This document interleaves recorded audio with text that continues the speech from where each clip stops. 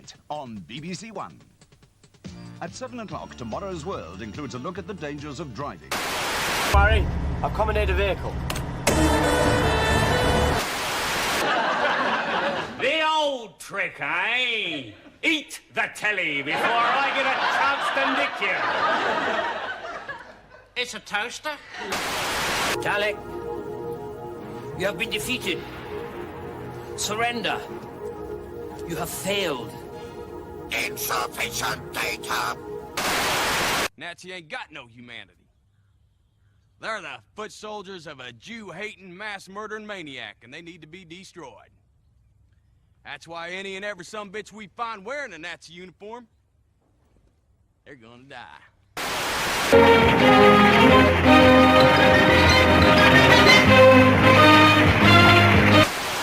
Is this world protected? But you're not the first lot to have come here. Oh, there have been so many. And what you've got to ask is, what happened to them?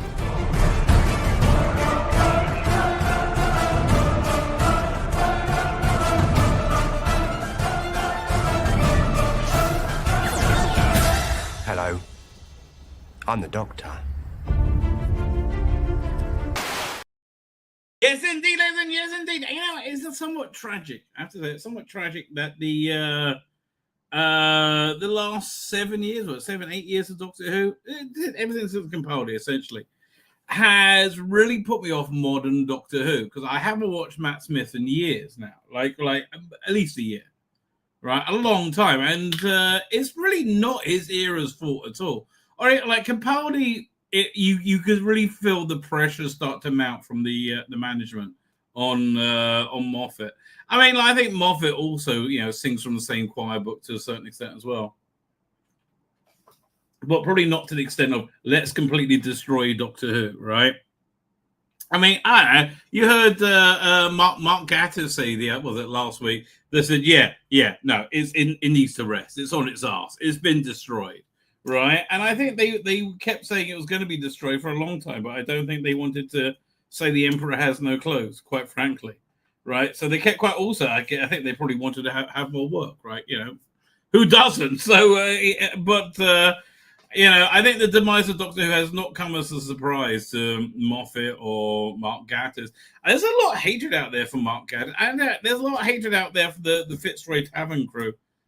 And that's where I spent a lot of my fandom, I like the Fitzroy Tavern. Genuinely, that was really one of my favorite parts of fandom, right? And also, you had the Doctor Who, the DeWask convention. What was that called again? Panopticon was in London, relatively near there for a few years running. I'm glad I didn't have to schlep out to Manchester. I had a revelation the other night. I was watching Cunning Monkey. I'll share it with you if you don't know. I talk about these all the time. I grab these while you still can, right? This guy Cunning Monkey does these.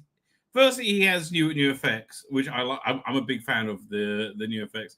But he's been doing this thing as well, which he re-edits classic stories to feel more like a modern story. So I like this for several reasons. One, I think it makes classic Who more accessible to modern fans. In that, you get, when I say it's edited, you get like a pre-title teaser sequence that goes into the titles. The edit's a little bit snappier. It moves quicker, and they're normally in about an hour format, hour and 10 minute format, something along those lines. And generally speaking, the edits are great. But for me, who's seen, all these things like hundreds of times, like Silurian, Spirit, Heaven and Space, I've seen him like lots of. Although he puts new effects in these, and oh my god, are they gorgeous! Really, and in Ambassadors of Death. And honestly, so I find these edits just really genuinely delightful, right? I really, really like them. Anyway, he's just finished the.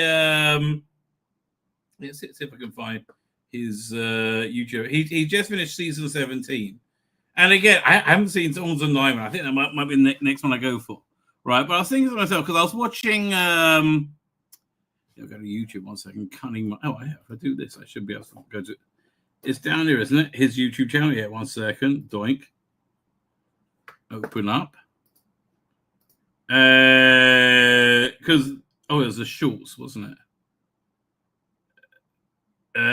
This was a good one. Let's see if it's working. Yeah. Doink. We'll do it that way around. We'll go over here. YouTube. No, was it Twitter? No, it is YouTube. YouTube downloader online. I guess we'll try this one over here. See what that one does. Yes, continue. Okay. It's saying it's thinking about it. Oh, there you go. Look at that. Quite impressed. Well, it hasn't downloaded it. It's just that it's going to. It's just, what's this? It's converting. It's saying, okay, now it's saying I can download it. Now it's opening up a new window. Is it downloaded? I don't know. Download. Oh, there you go. Blimey. Oh, there we go. Share screen. There's a video file. That's what I'm trying to get to. Over here. There you go.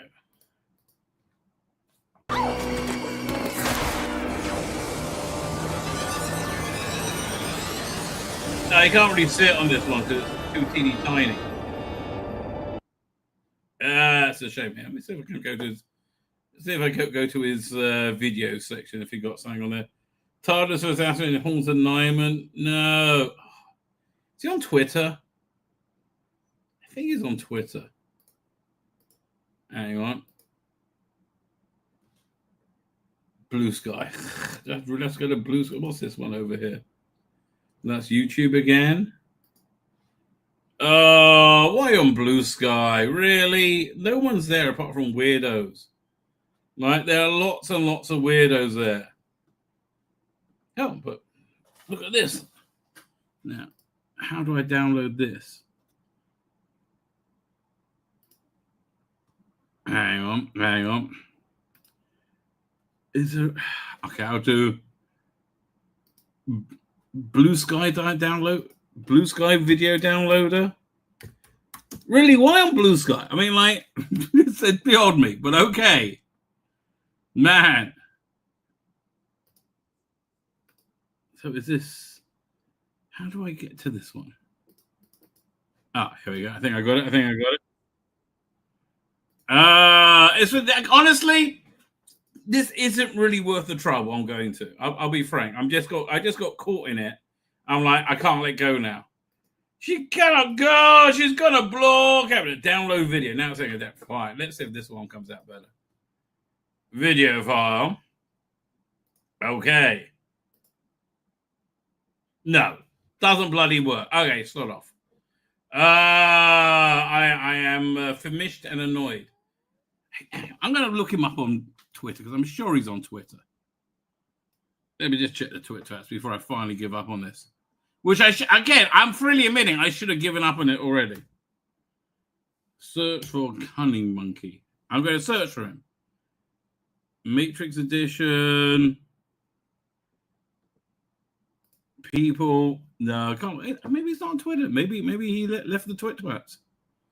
Never mind. Anyway, these ads are really genuinely excellent, right? I cannot fault them at all. So I was thinking, because I was, as I said, I was watching I watched Sharda, and which it really does work in that hour format, really a lot better, right? So I watched Sharda, and then I was watching Greatest Show in the Galaxy, I think last night, right? I love that story. Anyway, I think I might get to the final part tonight.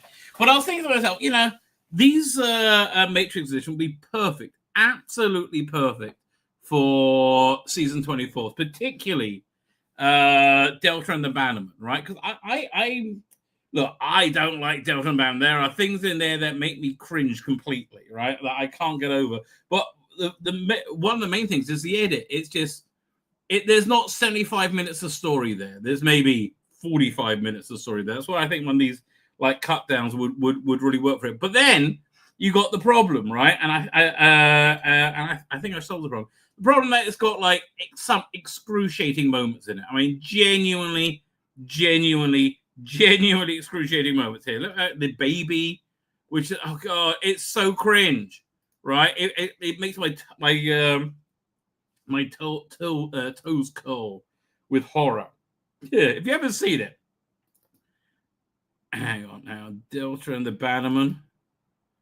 Delta Man extended it. No, I think the second episode.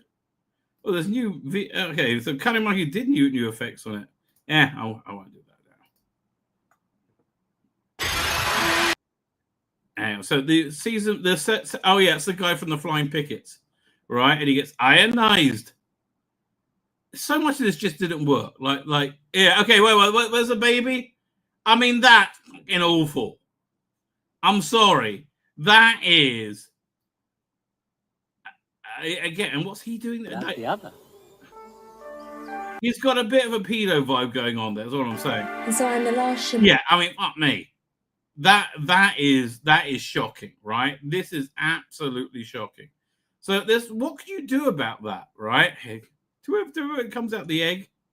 It was better when it came out the egg, and it was a puppet. I think maybe a Sue Moore. My life's at risk. The puppet looks quite good. Did she come out the egg in the previous episode? I think she did. Yeah. Oh no, it must be over here because Mel's screaming.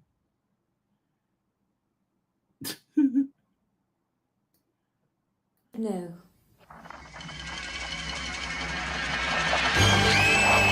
Why were you screaming? For some unknown reason, I have no idea. Don Henson was really he had a great time in it. Where do we see the baby? Didn't the baby come out already? There you go. Okay, so that's not the worst bit. The worst bit is the baby. What do you do with the baby? So yeah, how would you? And then she grows into a little girl. So then I think it's possible. How long are these shots each? Like, are they under 8 seconds? Yeah. Well, let's see what we got. Sure. The hills around here are beautiful. We can go somewhere really special. But I can't walk too far with the baby. I never said anything about walking. Okay. You could recreate this in AI as a still image, face swap them to match the actors, right? And then animate it and have AI generate, a baby that like doesn't look ridiculous. And that would work. That would actually work, right? And it's doable right now. I first started thinking about it with Enlightenment, right? Because Enlightenment, they did new effects on a cut from like 15 years ago on the DVD, and on the Blu-ray they just released it as standard def. But I quite like that movie length cut they did. But the new effects now look really, really dated. Those effects are going to be really easy to replace with AI, right? So maybe this is a way of making Delta the Bannerman somehow watchable. I mean, God, look at this. I mean, I guess you could keep the kid, but like when the kid grows up and does I don't know, just cut all this out.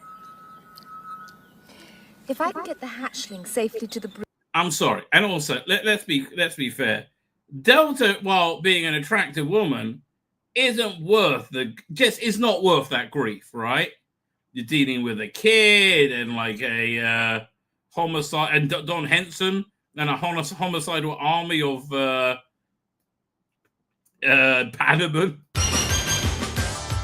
Look, I don't know what's going on around here, but I think we better get out of here real. Yeah, again, Dad loves this story. The life of me, it just, again, I think it could be re-edited into a 45-minute episode, which wouldn't be awful. But the other thing you got to watch out for is the baby turns into a little girl. Must be in episode 3. Hang on. And she's even worse. Hang on, where is it? She like stands up and starts screaming. And again, these two make no sense to me. Like, what the hell's going on with them? They're just kind of wandering around. And this guy, is he a retired Time Lord? What is up with him? Oh no, now she's turned into big deal. Yeah. Okay, you know what? You're gonna have to replace the entire episode with AI. Okay, that's my decision on that one. That's the only way to save it. Oy vey. And I love all Doctor Who. I do love all Doctor Who, but that one, man, only a parent can love it. That's all I'm saying. But people are still. It's better talking about that than talking about how people are still going on about the Sydney Sweeney thing. Like, really? It's unbelievable. Yes, she's an attractive woman who didn't act like she hated men, but people are still going crazy. Here, what's this? This is a fresh one from today. Doing download. Over here. I was just told I'm jealous of Sydney Sweeney. I'm jealous of Sydney Sweeney. Someone said that in the comment section because I don't agree with the ad. Well, it's not to agree with. I don't understand. It's an ad with an attractive woman wearing jeans. Obviously knowing she's an attractive woman, right? Wearing jeans, being kind of coy about it and flirty. What's not to understand about that? The fact that like crazy ass bitches like this have to go, wait, that's white supremacy because they mean jeans as in white jeans. White jeans are superior to black. No. Only crazy people think that way. And look, this woman is an attractive woman, but are you? I doubt you're a Sydney Sweeney. I'll be 100%. Honestly, I doubt you're a Sydney Sweeney, darling. Right? But yeah, and you are jealous, right? Because look, I think this woman's coming, and I think a lot liberal women right now coming up to the stark cold reality that attractive people have better lives, and they do. People like attractive people more. It's true, right? I'm sorry. And less people find black people attractive. That's also true, right? I mean, like, I don't know. It depends. I mean, like, you don't need to be white to turn me on, right? I think Verada Sethu very much proved that. Holy shit. She just got hotter and hotter and hotter as as that season went on, right? But again, she's just yes, you are. My jeans are blue. Sydney Sweeney has her kids. You seem jealous, right? You do seem jealous. Jeans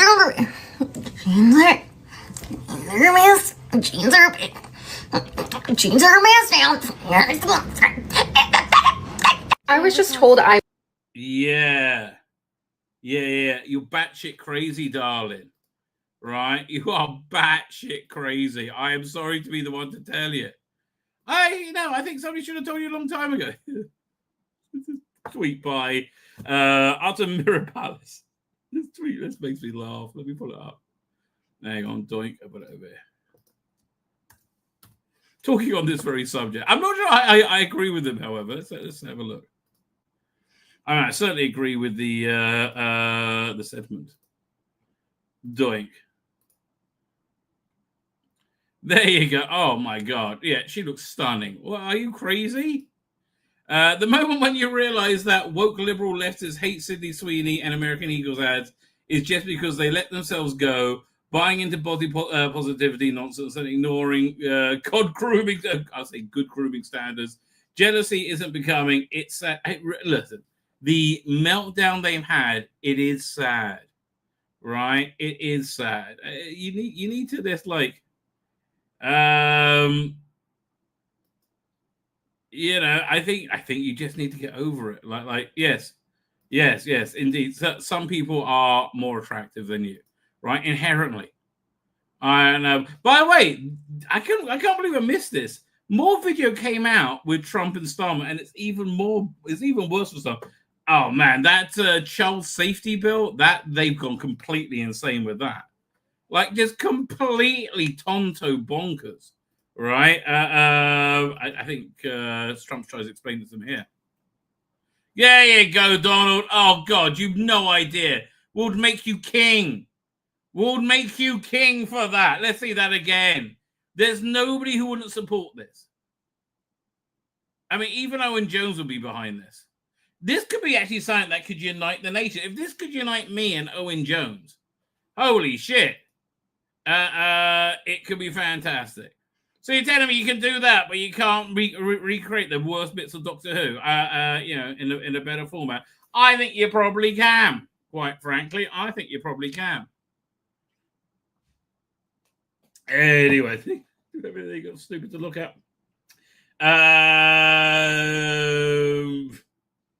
So we have that as well. Look, we have this. The Americans have seemed to have been building a similar wonderful British tradition. Now, this is a very, very British tradition that's been around for a long time, like decades and decades and decades, and good for it. But America now, they're very excited that they have their own Muslim grooming and rape gangs. I mean, like, it's just fantastic. It's spreading the world. Arrested 24-year-old Suleiman Abdul Hadi on multiple charges, including raping a child and supplying alcohol to a minor, in connection with a report that he had victimized a young girl. The whole situation was gross. Tanya Evans has lived on 143rd for the last 10 years. She has 4 kids, and her oldest is the same age as Abdul Hadi's youngest alleged victim. And he had already let our kids know to stay away from the fence line. Evans says, you know what? I think just stay away in general. Her family used to be close to the man who owned the home next door. Like, he used to be a friend. Like, he came to barbecues, he came to dinners. But she says that all changed a few months ago when he started to bring when he started to come on my kids. Unhoused people he met on the bus to live with him and help pay the bills. One of his new roommates was Abdul Hadi. After he moved in, Evans and her husband started noticing young girls coming and going from the house. I feel like silence is compliance on that. And so as a homeowner, you've created and cultivated an area where that was capable of happening and had warnings from neighbors and still continued to feel such. According to court No, I don't know what to say. Is she a nosy busybody or just a hero? I think I'm close to a hero on this one. Documents, Abdul Hadi was already a registered sex offender with charges going back all the way to 2020. But he never told his parole officer that he moved into this house and was raping children earlier this year. And that's especially concerning because it never got updated on the sexual predator registry. And the folks who live in this neighborhood say... not for that, but if this guy knocked on your door says, hi, I just moved into your neighborhood, I'm on the sexual offender registry, I wouldn't be entirely surprised, right? I wouldn't be shocked. A family neighborhood with parks, a middle school, and an elementary school. Right, you see what I mean? Close by. Police were able to get an arrest warrant for Abdul Hadi after a 12-year-old girl was brought to the hospital for a sexual assault examination. The girl told doctors and police Abdul Hadi bought her and a 15-year-old girl alcohol and then raped them. Yeah, I tell you. You know, here's the thing. I'm not talking down about Arab culture or Muslim culture when I say they're a bit rapey. I'm not putting a I'm not judging them morally. I'm just saying that's factual, right? And the more they try and hide it, I mean, like this online child security, which I back, I agree with. But like, it's not. Yeah, it's not protecting children to suppress and censor reports of migrant hotel protests, right? To like censor discussion of the completely failed Labour government's immigration policy, which literally everybody hates, right? Including Labour. I think Labour probably hates themselves as well, right? I can't imagine anyway. But, you know, again, hopefully, I think the tide, I've been saying this for a while, but I think I'm right. I think the tide is turning, and I think the forces of evil are going to, are not going to end up well. I think I genuinely think that all the bad guys in America may well be going to jail. Right? Hang on a second, share screen.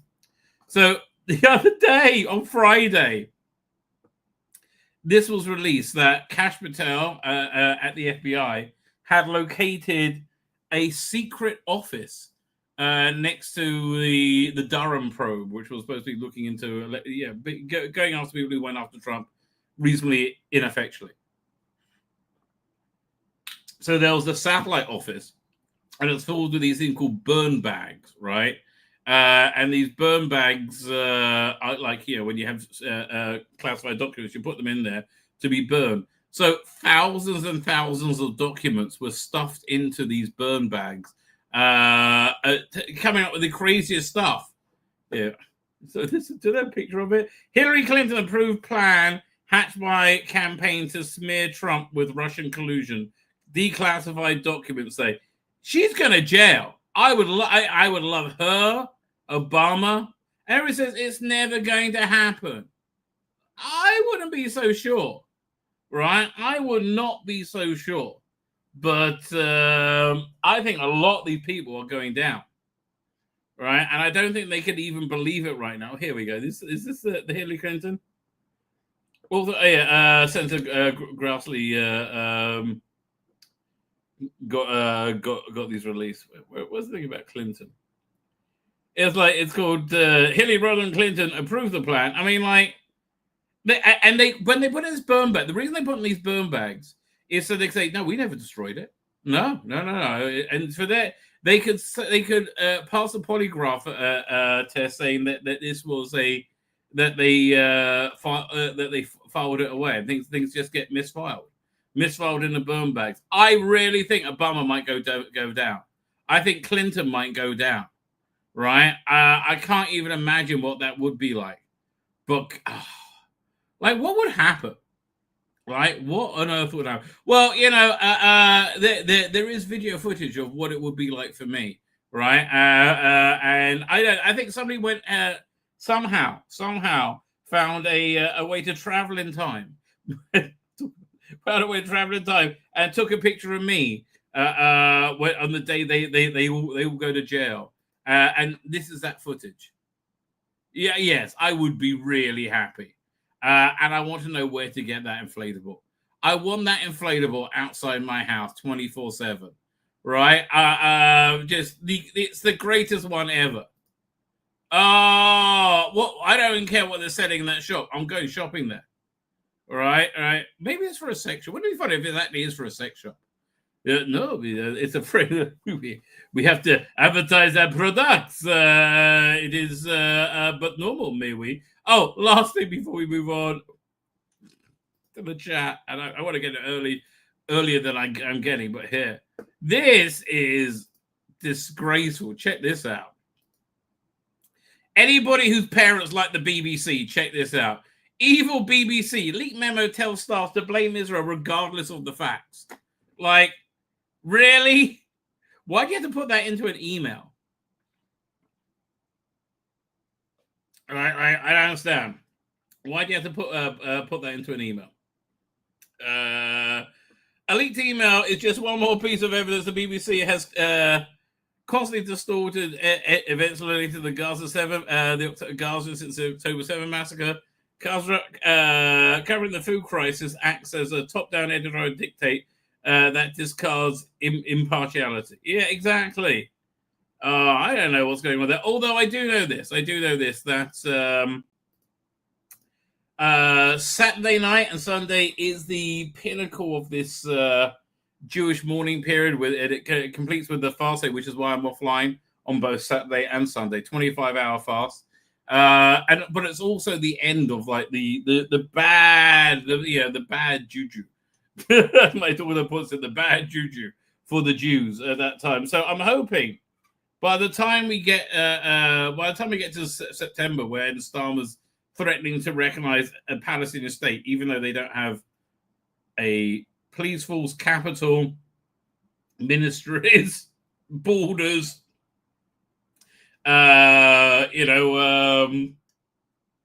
election plans, like nothing. We're just going to recognize it. How are you going to recognize it? I don't know. but we are. I reckon things are gonna have made a bit of a dramatic turn with it, and if they haven't, I think things are. I think things will make a dramatic turn, probably after October, right? When the Jewish New Year is. All right, let us get to the chat, ladies and gentlemen. Let us get to the chat. I can't remember who's on my thumbnail. Oh yeah, we got Billy action. Billy looking good on the thumbnail, darling. I'm going to be the ride of a lifetime. I think you mean triple lifetime. I know what I mean. Yes, you do, Billy. Yes, you do. It's fine that you slip out of being Billy Piper, but that you slip back in. There you go, you're Billy Piper again. That's good enough for me. Billy Piper with nicer boobs than Billy Piper. So good for you. Chris and Billy speak. Yes, we've got to cover this. Eccleston and Piper opine on returning to Doctor Who. Star Trek Kahn! It sounds quite good. Peacemaker season 2. Oh, that I'm up to episode 6 of season 1. It's a rewatch. I like James Gunn. Here's the bottom line. I like James Gunn. I think I prefer Fantastic Four to Superman, but I like James Gunn a lot, right? I like what he does. I think he's very good at his job. I like his toes. I like what he does. So good for you, James Gunn. Anyway, let's get to the chat. Karney Chuck is here, and he said, Big Finish Part 2, 2020. I'd say maybe. I don't know. Dude, that took a long time. I'm thinking,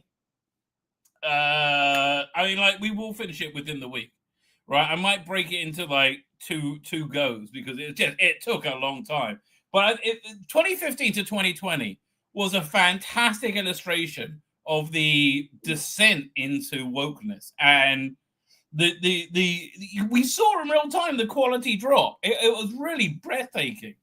Like, you went from I was buying 5 or 6 or 7 releases a month to 1 or 2. Should I pull that up? Because I point that out because there was a lot. There was a lot less by the time we got there. Big Finish 1 second. We'll do this. Is that going to open up? So if I can get to it, I will. If that website takes so freaking long to open. Billy, could you do anything to distract people while waiting for it to open?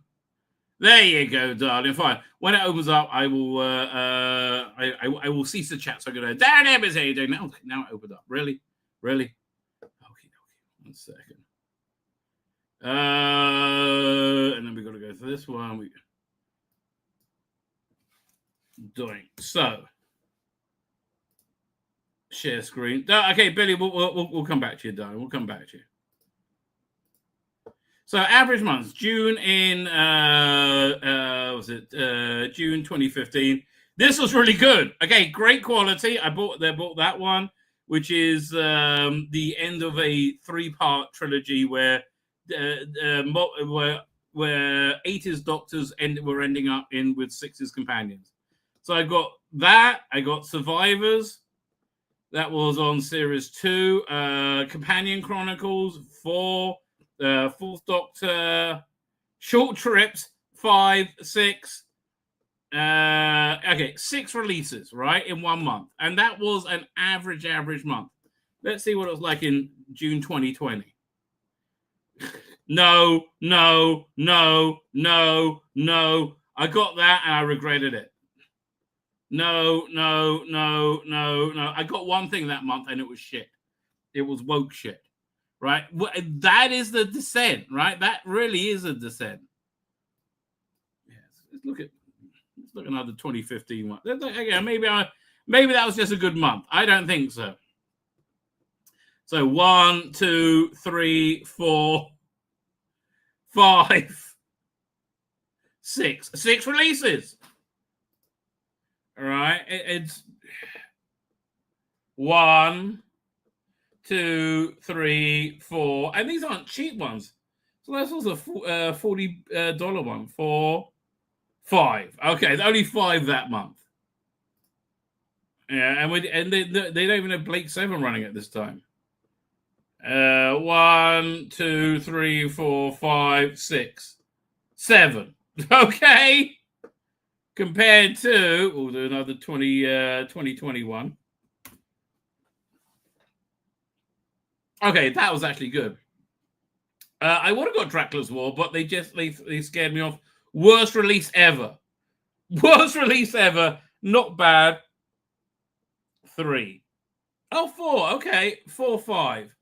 Right. He did well that month out of me. But look, this was really the tail end. You had the Time War, part 4 of the Time War with Paul McGann, which was very good. And then this is the worst release ever. It really is the worst release ever. So anyway, yeah, it took a long time. We will see what I have time for. But I am finishing it within the week, right? That's not going to go away. I think it's an important video to go over. So down there is OG is here doing OT. Thank you for joining us. Archie Collin is here. As I understand it, Stardom said he will. Stardom said he'll recognise partner unless an agreement is reached. So, what is the masses incentive to agree then? I'm hoping that the Arab world's essentially going to make them surrender or disarm and leave Gaza. Right? Once they disarm and leave Gaza, it's all better everywhere. At that point, we can all really move on. Michael Hallett is here doing Michael Hallett. He's repeating his Batman. Starmer is just useless. Although he's hung on to power for over a year, being absolutely awful, which is, I think that's actually quite impressive, right? Via the Green Baby 2 said Bobby said, but way better and coming out of somebody way hotter. Jonathan Cox is here doing Jonathan Cox. Thanks for joining us. Because of Bonnie Langford, then she will squeam until she's thick. I know, but I'm telling you, I was really resentful of Mill when she came along because, I did like the bouncy castleness of Nicola Bryant, as you do indeed know, as I may have mentioned once or twice before. I was really anti-man. Also, the stories were not great as well. Anyway, painting a baby tape, that says Michael Howard. I know. Oh, I love the days before health and safety, when we were healthier and safer.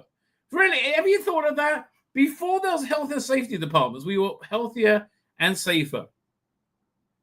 Bobby says South Park needs to make be bold and make an episode about the jeans controversy.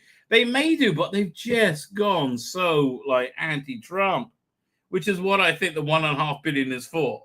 Right, it's like, dude, I'm not really into the first episode was saying I'm never going to go back to. Then there's the new episode. I think they're saying Charlie Kirk is they have Cartman playing Charlie Kirk, who I like Charlie Kirk a lot. I think smart, good, honest guy, like just a good person. At least that's how he projects himself to be, right? So I like him a lot, right? I like him a lot. She's performatively stoned. She's barking. I don't know. Lottie, haven't said hello to you, Lottie. I think it is. Yes, what did I walk in on? Well, bet you don't know, darling. Bet you don't know. Scissoring in the TARDIS. That's what you walked on. Child safety bill was the Tory bill. Yeah, Def 81. And the Tory, I went to the Tories, right? They got kicked out. They got kicked out like Labour's going to be. I mean, I guess what I'm going for reform, and Farage will finally be Prime Minister. But again, I haven't been. I mean, honestly, I would like. Was it Rupert Lowe? Is it Richard Lowe or Rupert Lowe to take over the Tories and to turn that party around, right? And then have a genuine right-wing party. I just don't think they could bring themselves to have Farage as their leader, but I think they could certainly bring themselves to have Rupert Lowe. So that's really what I'm hoping for. Eastern book holders, how you doing, Eastland? Thank you for joining us. We have Mexican gangs and traffickers and rednecks. They got one more thing. Lucky for you. Lucky for you. Will she say he didn't understand it was wrong? Probably. I don't know. These people are crazy. I mean, when we go to Muslim countries, when Westerners go to Muslim countries, women often wear hijabs and are respectful. I think it's less of a leap to be respectful to wear to not rape children than it is to wear a hijab, right? Yeah, I don't know. I just think it's the way it should be. Look her up, says Lottie. I think that's going to happen. I really do. And people say that that Trump will never be indicted, he'll never be arrested, his home will never be raided. I think before the end of his presidency, we're going to see Obama in jail. I think that's going to happen. I really do. And I think that's the course reality is heading in nowadays. You heard it here first, folks. And boy, I will crow about that forever if I'm right. And if I'm wrong, I'll never mention it. No, I never said it. If anyone is shocked, well, not that shocked. I wonder what we were talking about. It was 10 minutes ago. I don't know. Archer, the elites, and not white or black Arab color are green color of money. Well, that is true. I do agree with you. P.D. Richard here. P.D. Rich recovering from an ailment. I genuinely wish you a speedy recovery, mate. Because the BBC are getting UN hand jobs. Handout. Bit the same thing, really. Bit the same thing. Those dollars are all stuck together, right? Where are we up to? Archer Collins says, every time I see a story about a leaked document, I wonder if there's a resistance working out. There is. We are seeing, yes, 100%. I don't think it was leaked. I think it was released. All right? It was released by was it Grassley? Yeah. Whizzing through the chat. Whizzing through that. Gaza going to be granted statehood by the UN. It failed. Gaza were going to be granted statehood. It failed. And they had that else in 2005. Like the UN always fuck things up. They really do. Right? They really do. Wait, Rabbi thing for Nicola Bright. When did this happen? About when I was 12. She's been in my spank bank ever since. Because although I have to say my thumbnail version of Nicola is much closer to what's in my head than what's in reality, right? Tories should never have Rupert. He's too right-wing for them, but he's not Nigel Farage, and he's their only hope. I really think the only hope, and I think they're too stupid to work it out, but I think he's the only hope the Tories have for staying relevant, right? I mean, genuinely, the only hope they got. Fine. What should we do first? I think, should we look at the Peacemaker trailer? Because I really like Peacemaker. I have to tell you, I did think, again, I like James Gunn. Right? Unashamedly, I like games, but now I've got to find the trailer. Because I downloaded it a couple of days ago. James Bond, no. Austin Powers, no. Invasion of the Dinosaurs. Maybe we'll go to that in a minute. Peacemaker Season 2. There you go. Waiting a long time for this one. Here's a new trailer of Peacemaker. Now, let me ask you a question. James Gunn is very much taking the Stan Lee approach with the DC cinematic universe. Is it a successful approach, you think? Look, for me, if I like James Gunn, I genuinely like James Gunn. Mike kind of says he's the only hope for the UK. Probably. I agree with you. I do agree with you. And listen, while I really disagree with how Farage has dealt with Lowe and Tommy Robertson, I really genuinely think he's wrong. I don't know. I just think he's kind of earned being prime minister, frankly. But if he's a globalist, no. I don't know. I don't know. Help us only one Lowe. You're only that's really their only hope. Anyway, what do you think of James Gunn as the Stan Lee? I mean, he really is a cheerleader for it. And I think he's doing a good job. I found Superman highly enjoyable. I found Creature Commandos highly enjoyable. I found Suicide Squad highly enjoyable. I like his work, right? He does enjoyable stuff. Season 2, enjoy. We doing it up in style. Now, may I recommend, if you haven't seen Peacemaker, it's really good. Peacemaker. So if you haven't seen The Suicide Squad, also that's really good. I mean, really good. It's a very solid movie. What's his name? Idris Elba is clearly just a stand-in for what's his name? Will Smith, and probably a superior one at that. But it's a smart script. It's a good script. Which I enjoyed it. Anyway, so you had Peacemaker first showed up in that as this douchebag, and how the first season went, it made you fall in love with this douchebag character when you saw how he became a douchebag and what he was, and how even though he was a douchebag, he was actually struggling to be the best version of himself. So, I mean, I just thought that was really nice, and I love, again, James Gunn, understanding of animals. I just think somebody who loves animals is a good person, right? I cannot understand people who are cruel to animals. Just my brain just can't work it. I mean, like, how lowly and pathetic you have to be to hurt something that you know can't hurt you, right? Like what a loser. So again,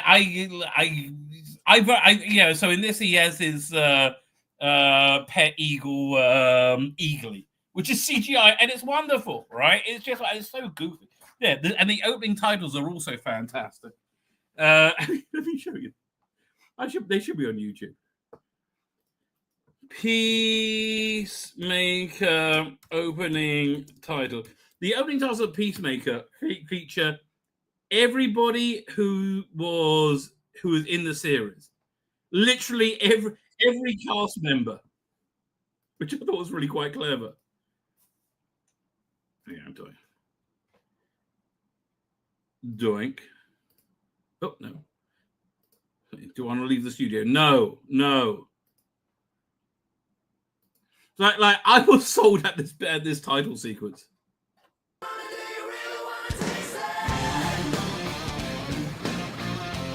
And I like the way they wait to start, and like as you see their faces, they're just concentrating on this kind of goofy dance.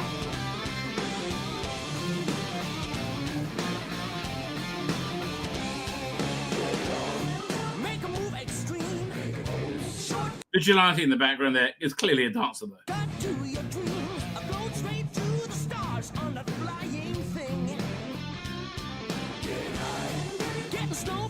Now that's James Gunn's wife, and she is super smoking hot. And this guy, he played the villain in Guardians 3. Really great actor. I mean, he found this guy on Broadway, I think. Like, just really, really great actor.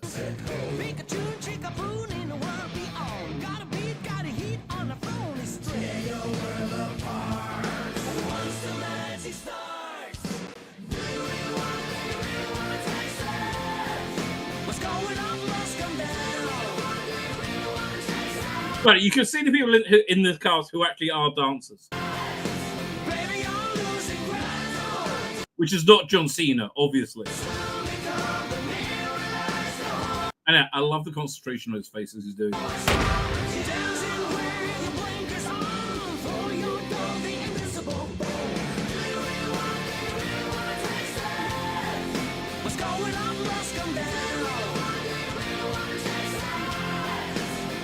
Yeah, that was like a bit part of somebody who lived next to his father.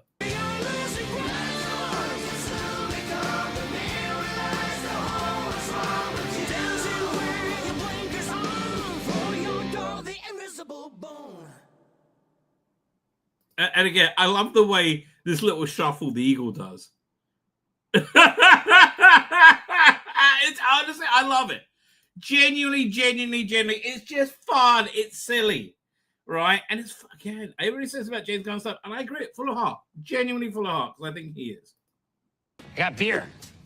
On? Duh. Oh, okay. Okay. Just hand it to him. I'll just hand it to him.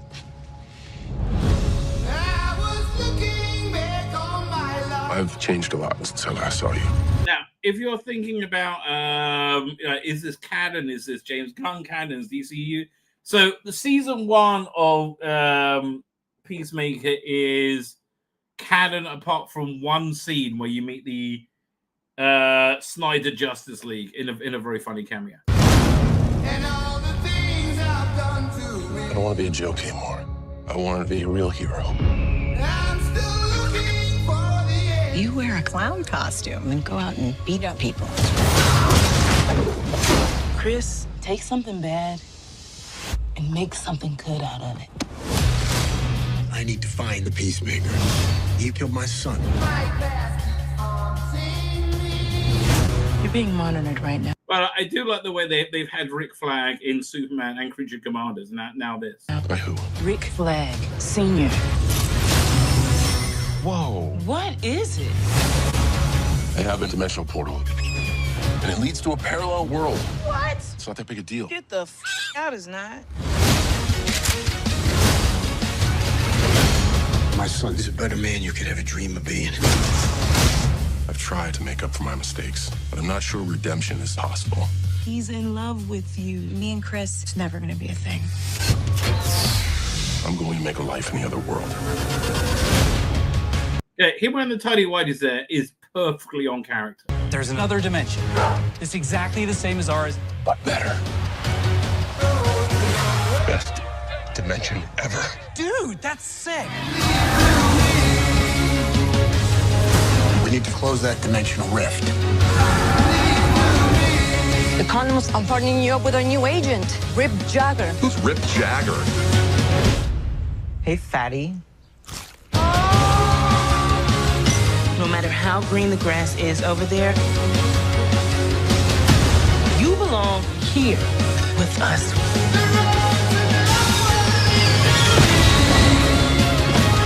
We're gonna get Chris back. It really is amazing, like how this show really works on somebody who's like on the performance of John Cena, who's not an actor, right? It really genuinely works.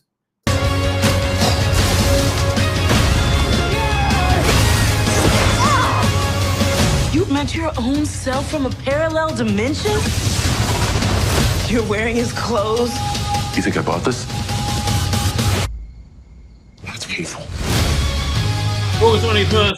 August is a good month. I'm looking forward to Alien. I'm looking forward to this.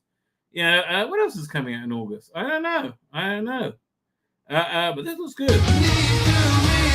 Hi, Mom. We're going to my secret room. You're not allowed to follow. You must be John. Uh-huh. Jesus. You're not that dorky. Shut up, Mom. Yeah, listen, I was on board before the trailer. They had to do something pretty darn stupid to get me off that, right? 40 was 7169 says, "Hi, Rabbi. Starlebot is under massive pressure from his far left party, Re-Palestine. Otherwise, though, John Corbyn's breakaway party, and it's already happening. Labour is done. I think we're going to see Labour, and again, unless Rupert Lowe takes over the Conservatives, I think we're going to see Labour and the Conservatives just destroyed at the next election, right? But yeah, I think Labour's. I mean, look, they're going to take away. There's that good 10% weirdo, batshit crazy that they've really relied on, and the Muslim vote, right? It'll be interesting to see what Labour's like without the Muslim vote, right? Maybe they'll go back to being normal. I don't know, right? I don't know. And if anyone just heard that Ozzy Osbourne passed away, yeah, really sad. Again, he had his funeral. Was it yesterday? Was the day before? Sharon was there, was crying. It was very sad. Right? Genuinely, it was very sad. Anyway, speaking of very sad, let's talk about Doctor Who. Share screen. Doink. Here we go. So what's this? Doctor Who shooting Gatwa, Dalek Cyberman response got our attention. And look, anything Doctor Who says gets your attention because you're desperate to pretend you're not like completely wrong about everything. And no, you're completely wrong about everything. You are completely wrong about everything.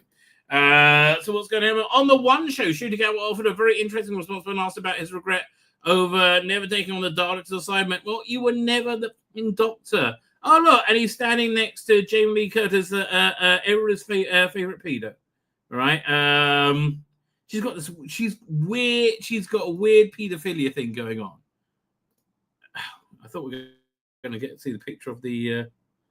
Yeah, Jamie Lee. I used to really like Jamie Lee Curtis, and then, well, it's a support of her trans daughter. So, I mean, she's got two kids. One is a daughter, one's a trans daughter.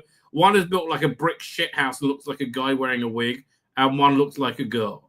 Right? It's the if you ever see it, it's weird. But she's got a weird picture or painting on a wall with a background of photo shoots of a home of like a child bound in a box or something. It's weird shit, right? Which again, listen.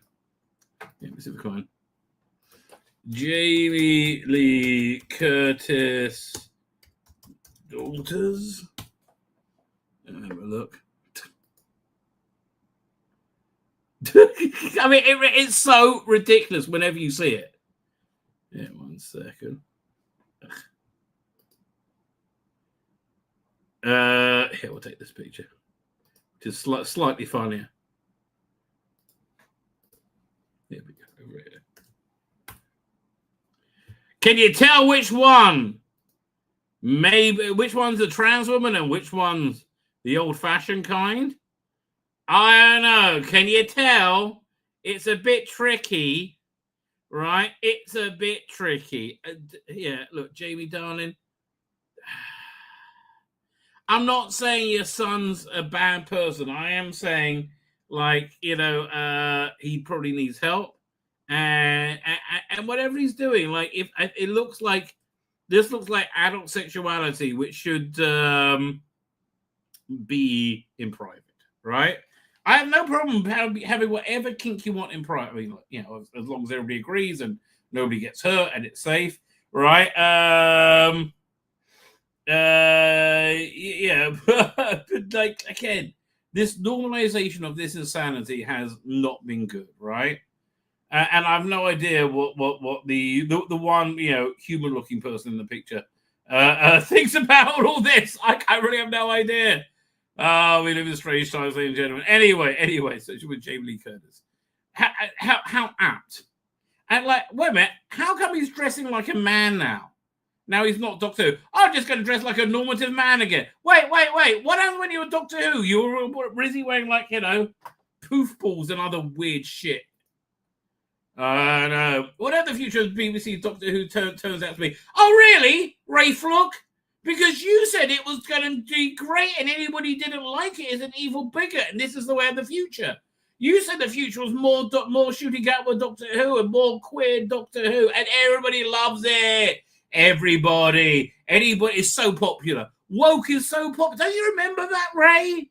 You kept telling us for years how popular woke is, and we kept pointing out, but look, every available metric looks like it's deeply unpopular, right? No, you said no, because Netflix, because TV viewing patterns have changed, so ratings don't matter. Really? No. By the way, Star Trek this week was a piece of shit. Oh God, it was bad. It was bad in that it was so deeply offensive to Star Trek. It was just deeply offensive to Star Trek. All right, this is Enterprise, which is set 100 years before Next Gen, 120 years, something like that, and they had a holodeck episode. And it wasn't just a holodeck. It wasn't like a primitive holodeck. It was exactly the same set that they used in Next Gen. It was so stupid.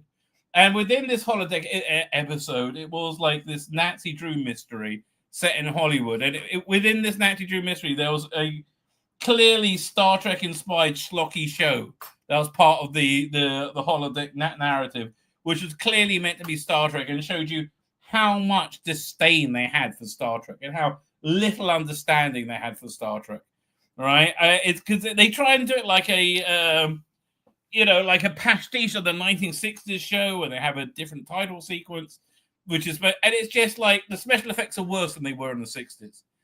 You know, it doesn't work. It just speaks. It says that you really don't like Star Trek. Like, you had no reverence for it whatsoever. And what the fuck, having a holodeck episode. Oh, so stupid. Anyway, I digress. Whatever the future turns out to be. Not what you thought it was, you woke fuck nut cunt. Oh, it's the way of the future.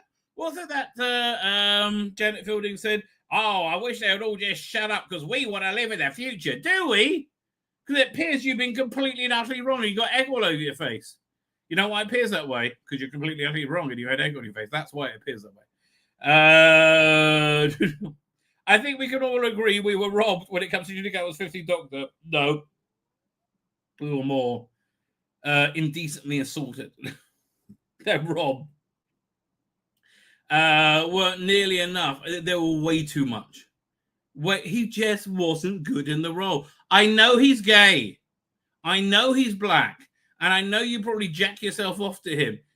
That still doesn't mean he was good in Doctor Who. And that doesn't mean a gay person can't play Doctor Who and be good in it. That doesn't mean a black person can't play Doctor Who and be good in it. Right? It means Ncuti Gatwa was shit because all he was black and gay. Right? And he is paper thin. There is nothing there to him whatsoever. Right? I'm telling you, by the time we get to 2050, we'll remember him now like we remember Bros. Remember Bros? Yeah, I do because I was around in the early 90s. Right? It's over. And I can't imagine his 5 minutes of fame is going to go on for much longer. I'll go on for as long as gay people want gay people in the entertainment industry want to pretend he has talent so they can cop off with him. Right? So maybe for quite some time. Although Woke's dead. Like Woke is officially dead. And anything Woke is just looks ridiculous now. Not that anybody looks at it even. Like, who's going to be watching Starfleet Academy? Who's watching Star Trek Strange New Worlds? No one. Right? They haven't just like Doctor Who and Star Wars, they haven't generated any new fans in the last 8 years because they just made shit. Right? They thought the fans would stay around no matter what, and they could introduce all their woke shit, and we'll just go, oh, it's still Doctor Who. No. Leaving off the whole lot of what if. Oh god, no, yeah. What if this never happened?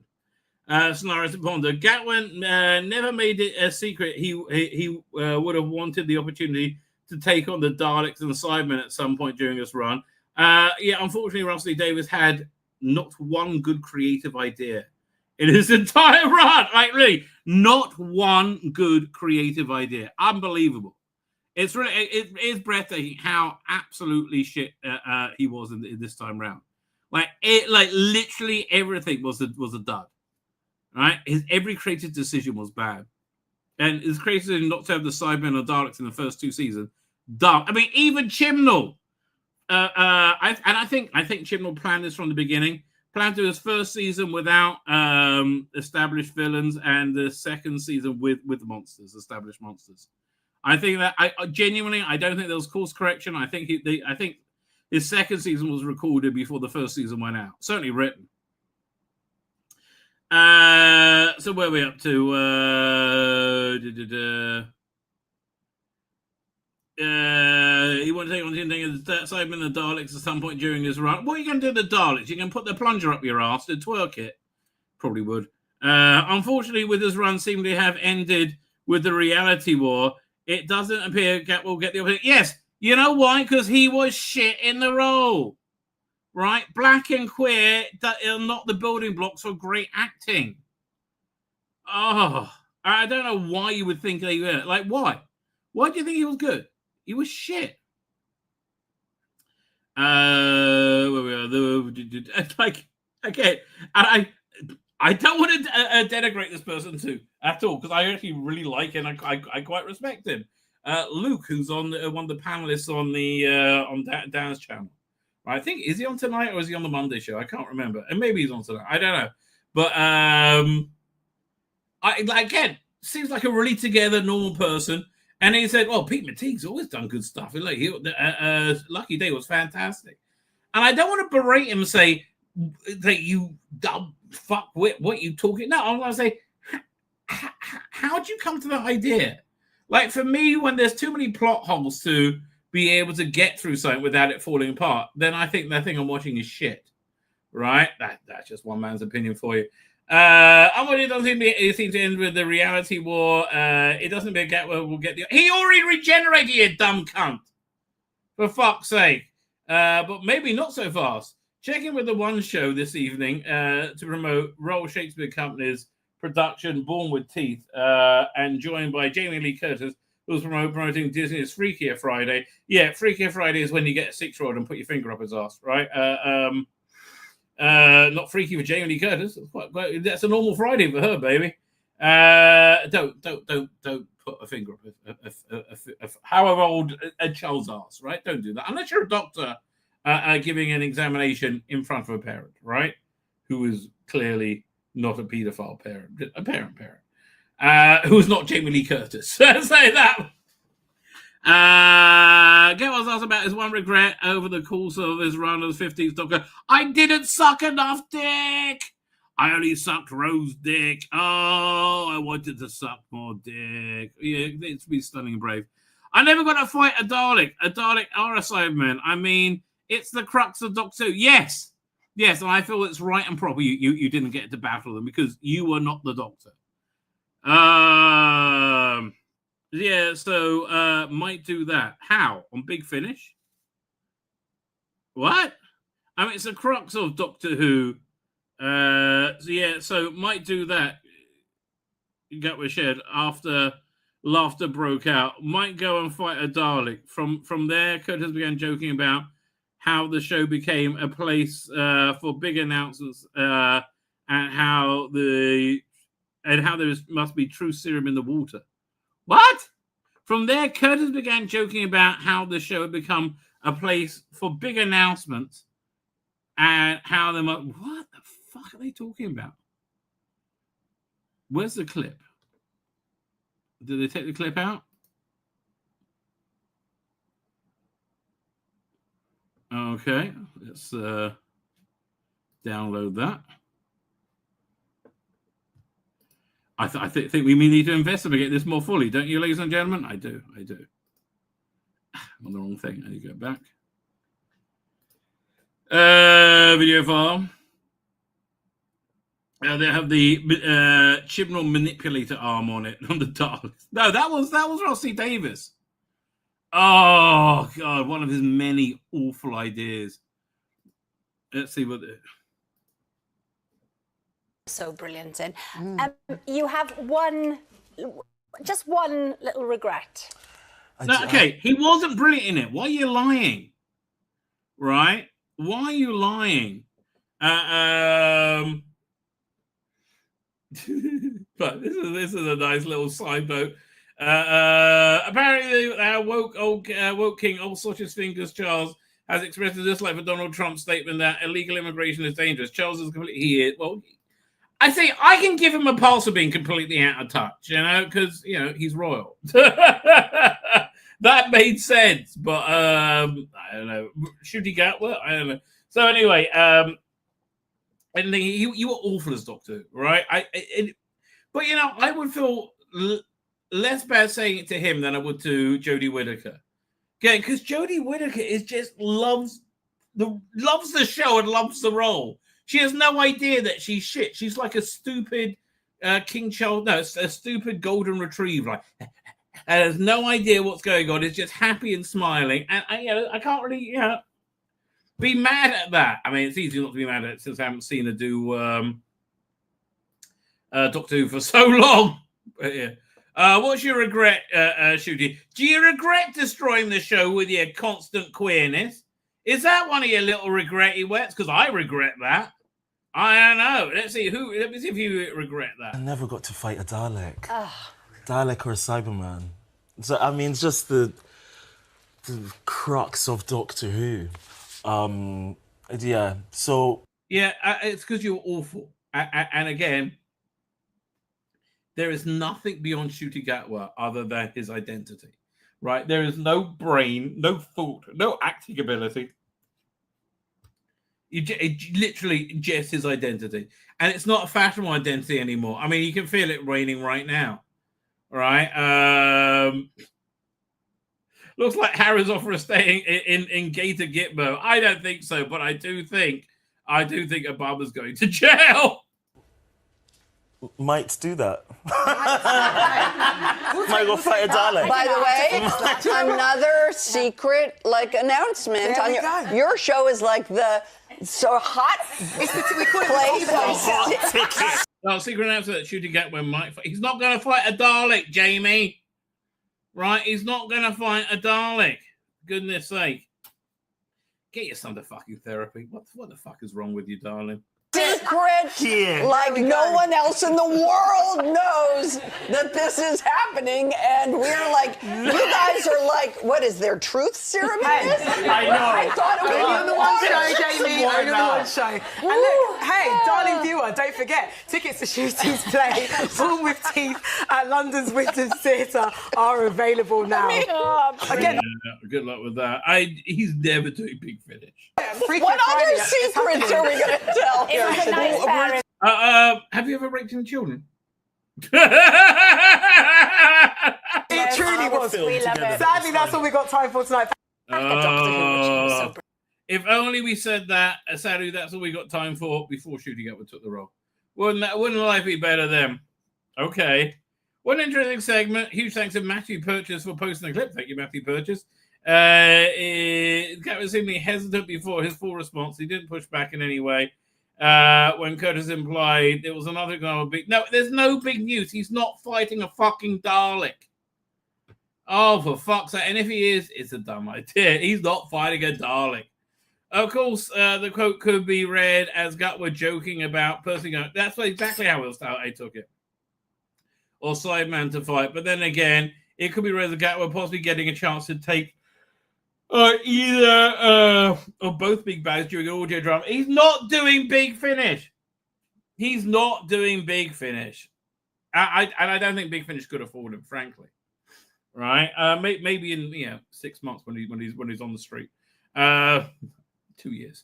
Other than that, others see it as maybe something Gatway isn't quite as done with the Hooniverse as well. He's totally done. It's over, right? It's over. There's no more Shooty. He was shit and he's gone. Thank God.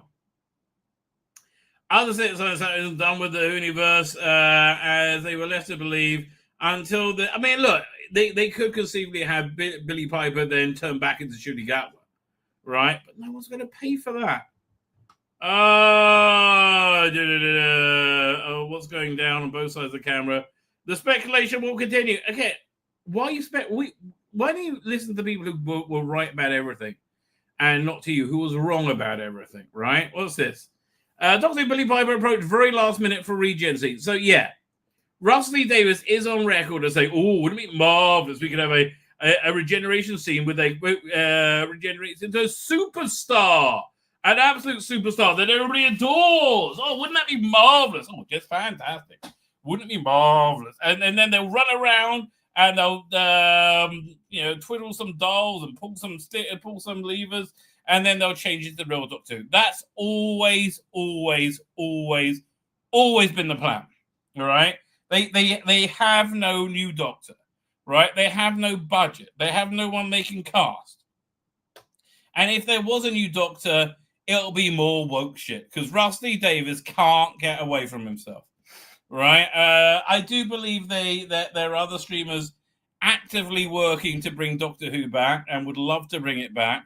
I don't think any of them want Rusty Davis, right? I think that's why there hasn't been an announcement as yet, right? I think as of today, Doctor Who is off HBO Max, or is it Max now? Or is it HBO now? But I think it's finally gone from there. There's no home for it in the US anymore because they fucked it in the ass to death, right? They woked it to death. Robert Payne says, sadly they regenerated. No, it wasn't sad at all. When it comes to future Doctor Who, there's just as many questions to ask behind the scenes as regarding what's hitting our streams. Well, neither. And again, Ray, I remember you calling me a Nazi for saying this was going to happen. Right? How's what's that smug cunt's name? Ben Cook doing now, right? His entire self-worth was wrapped up in being involved in the Rusty Davis Doctor Who, which was now an absolute shit show. Probably living in complete denial, blaming Trump for everything.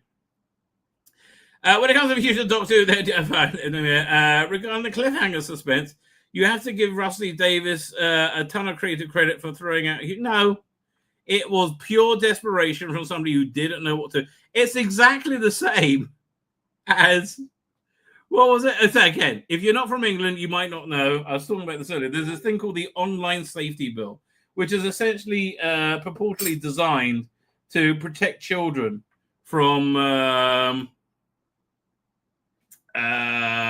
harmful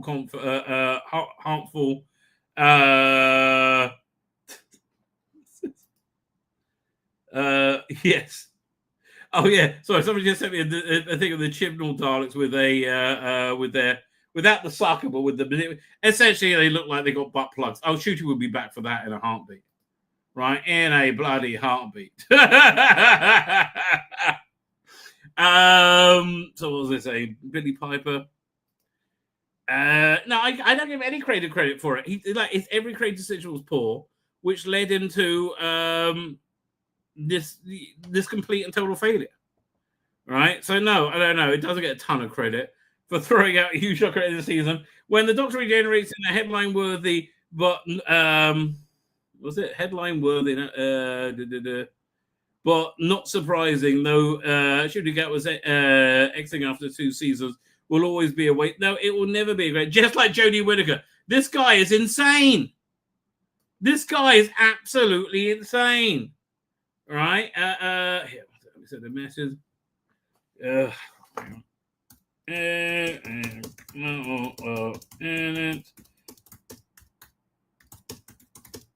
Doink. There you go. Oh, so hard to type without talking. So we're up to it. Where we up to? Now I've lost total Jodie. But when the reality, okay, why do you think Jodie Whittaker didn't get more? Because she was also shit. God bless her. I mean, but she was. The reality was also Cat will get regenerate into none other than Billy Piper. It didn't take long for fans to lose their collective shit in a number of ways. What to say? This is pure desperation by somebody who has no idea what he's doing, like literally no idea. Which I think is. 1 second. I have somebody complimenting me. How do I pronounce his name? Gazby Rotten. Okay, Gazby Rotten. You're complimenting my thumbnail. So in that case, we have to look at it again because it is a rather good one. I do admit. Teddy, Billy Piper certainly has her fans. Me too. Again, I love this thumbnail. I'm going to be the ride of a lifetime. I think you mean trip of a lifetime. I know what I mean. Don't tell a woman like Billy Piper what she means. She knows exactly, even though she's not Levi there, and she's going to turn back into Billy Piper now. There you go, darling. Enter Billy Piper again. There you go. So, Gatsby Ron, I do appreciate your appreciation. Fine. Let's finish this up. Did we meet the 16th Doctor choosing to take on the look of Billy Piper's Rose Tyler? Could that be Rose and something be screwed up at regeneration? No, it's just they Doctor Who completely and they had no idea what they can do. It's not hard to like. How is this confusing to you? Right. You remember when the crashing rating was like, well, this looks bad. You're like, no, Netflix. People watch YouTube, Netflix. Right? People watch TV differently now. Which they do, but they still don't like watching shit.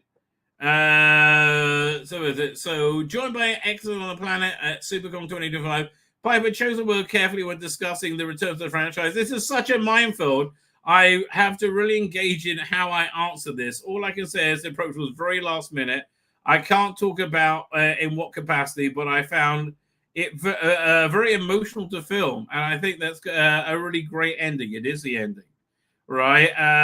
Piper shared as in, I just found it quite moving, and it was really fun because it had so much sort of cloak and dagger feeling about it getting made. So yeah, I have to lie a lot about anything to do with Doctor Who, it seems.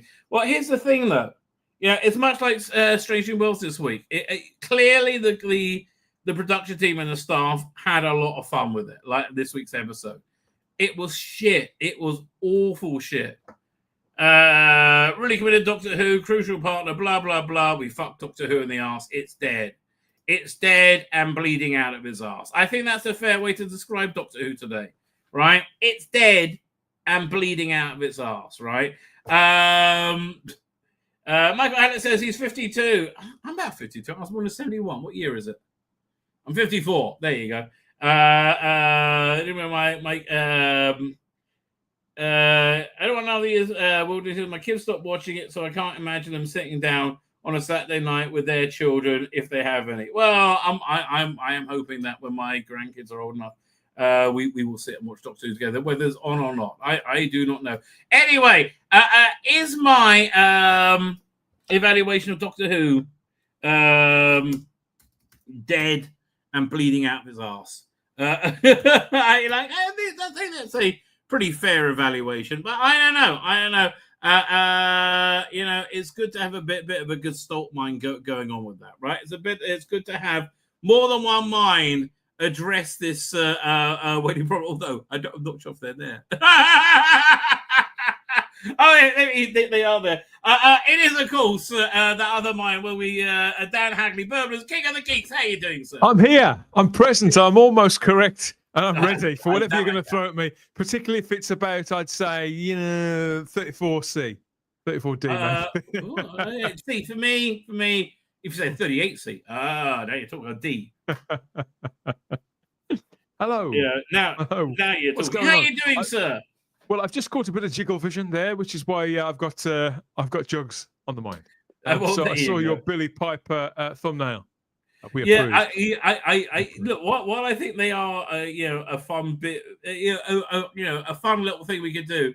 I still think we can really recreate any bad shot in Doctor Who with AI and animate it. Like I want to go to Enlightenment and redesign, have AI design the gauntlet. What's it called again? The Morn? What's the name of that big creature in Enlightenment?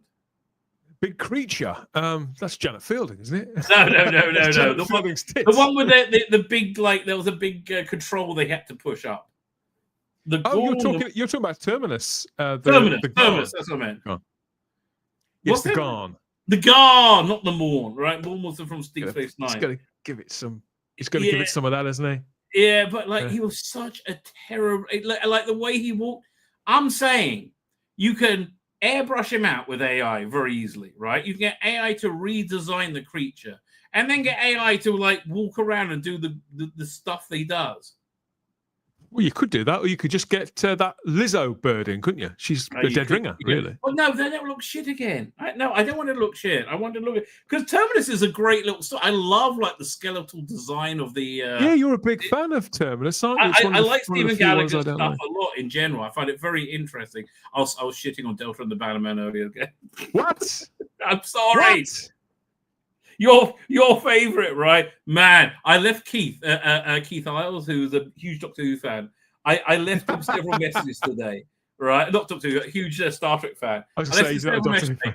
The first message was Keith, I am 2 minutes and 14 seconds into the new episode. No, 5 minutes and 1 second into the new episode of Star Trek. And I'm finding it painful, but I think this is going to be I think this episode is designed to feel like not a dagger going into your bollocks relentlessly. Specifically, Keith, because it is.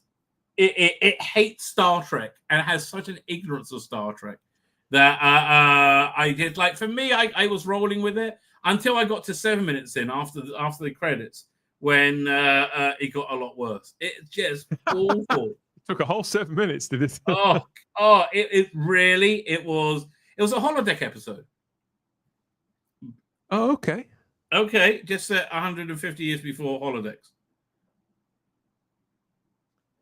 Right. All right, and it was and within the holodeck episode, it was kind of a Nancy Drew mystery that what's her name? Christina Chong. It was a Christina Chong. Who is she a dancer? Because she's been dancing a lot for the last couple of episodes, and I think she said, "I want to do more dancing." I think she started as a dancer because she wants to do more dancing. She's been doing lots of tango with Spock and stuff.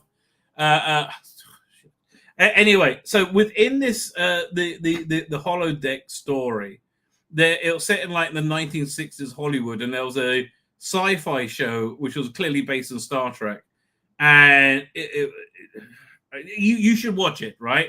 As an abomination of television. It is just, you know what? I did just start watching it last night. 12 Monkeys, the Terry Matalas series from the. Oh yeah. Atomic Andy, she really likes that. So the first episode was good. I think I'm going to go through the whole thing. First episode was good, but this is really bad because it's from like 2013, 2014. I'm finding the lower budget look of it distracting because I'm too used to these like huge mega budgeted TV shows. Glossy shows we're getting. Yeah, they really need to just cut down on those budgets, right? Massively, which I believe they're doing in Marvel Universe. The X-Men, they're casting young unknown actors, which I think is a very good idea. Very canny move if they do that. The only way to go, really. So, by the way, me and Dan have reasonably different takes on the two blockbusters. I really like Superman, by the way. I found a quite good bootleg of it, which I downloaded so I can rewatch it until I can buy it, right? And it does certainly hold up. But honestly, I really like Fantastic Four. I was just like really surprised at how that it didn't feel like a Marvel content to me. But you were saying the opposite. To you, it felt like very disposable Marvel content that you wouldn't go back to. I wouldn't describe it as such, but I think it's very much in line with their brand. For me, as I said I've left you several messages, and I can't state this enough. I did enjoy the film, and I didn't feel like I'd wasted my money. That being said, once it had finished, parts of it had dragged, and it's very dour and dark, and not dark in necessarily tone, but what's on screen. I don't think it was dark. I think it was optimistic. I think it'd be I mean dark, literally dark. Oh, that's fair enough. That's fair enough. And I also got the impression, I could be wrong, because I've heard a lot of people talking about how expensive it was. It seems to me there was a lot of AI may have been involved in making of it, which is fine. Listen, it's going to happen. I don't know why, and it's like people are fighting against it. And I enjoyed the film for what it was, but I am highly unlikely to go back to anything Marvel. I mean, that interests me for example, about the X-Men, them casting young, unknown actors. That's pricked up my ears. But until you've said that, no interest in whatever they do. I don't care who they install as director or writer or anything like that, because it will fit that Marvel house style. I had no faith in them casting it appropriately at all. But you saying that they could be looking at completely fresh talent, that's very interesting. That's quite bold in 2025. I'd be completely down for that, and that would get me interested. They will probably go for somebody established for Professor X and Magneto. Whereas with Fantastic Four, so I don't want to slate it too much, because I do think it's a decent enough movie, and I found it diverting. As a comics fan, I felt it adapted that particular story very cleanly, and it came in at a runtime, which I really appreciate. There's no reason for these films. 45 minutes. I appreciate that a lot. There is no reason for these films to be anywhere from between 2 and a quarter to depends on the movie, but 3 hours. mostly not. I agree with you. I haven't seen a single. I haven't seen a single one of those Marvel movies where I felt, yep, that justifies that runtime. Not since I can't remember when. Maybe the James Gunn one. I'll tell you what it is. It wasn't fantastic enough. If you want my honest opinion, it wasn't fantastic enough. I like the 60s aesthetic of it, but it just lacked a kind of embracing of the kitsch, a real exploration, having fun with the powers, the abilities that are on screen.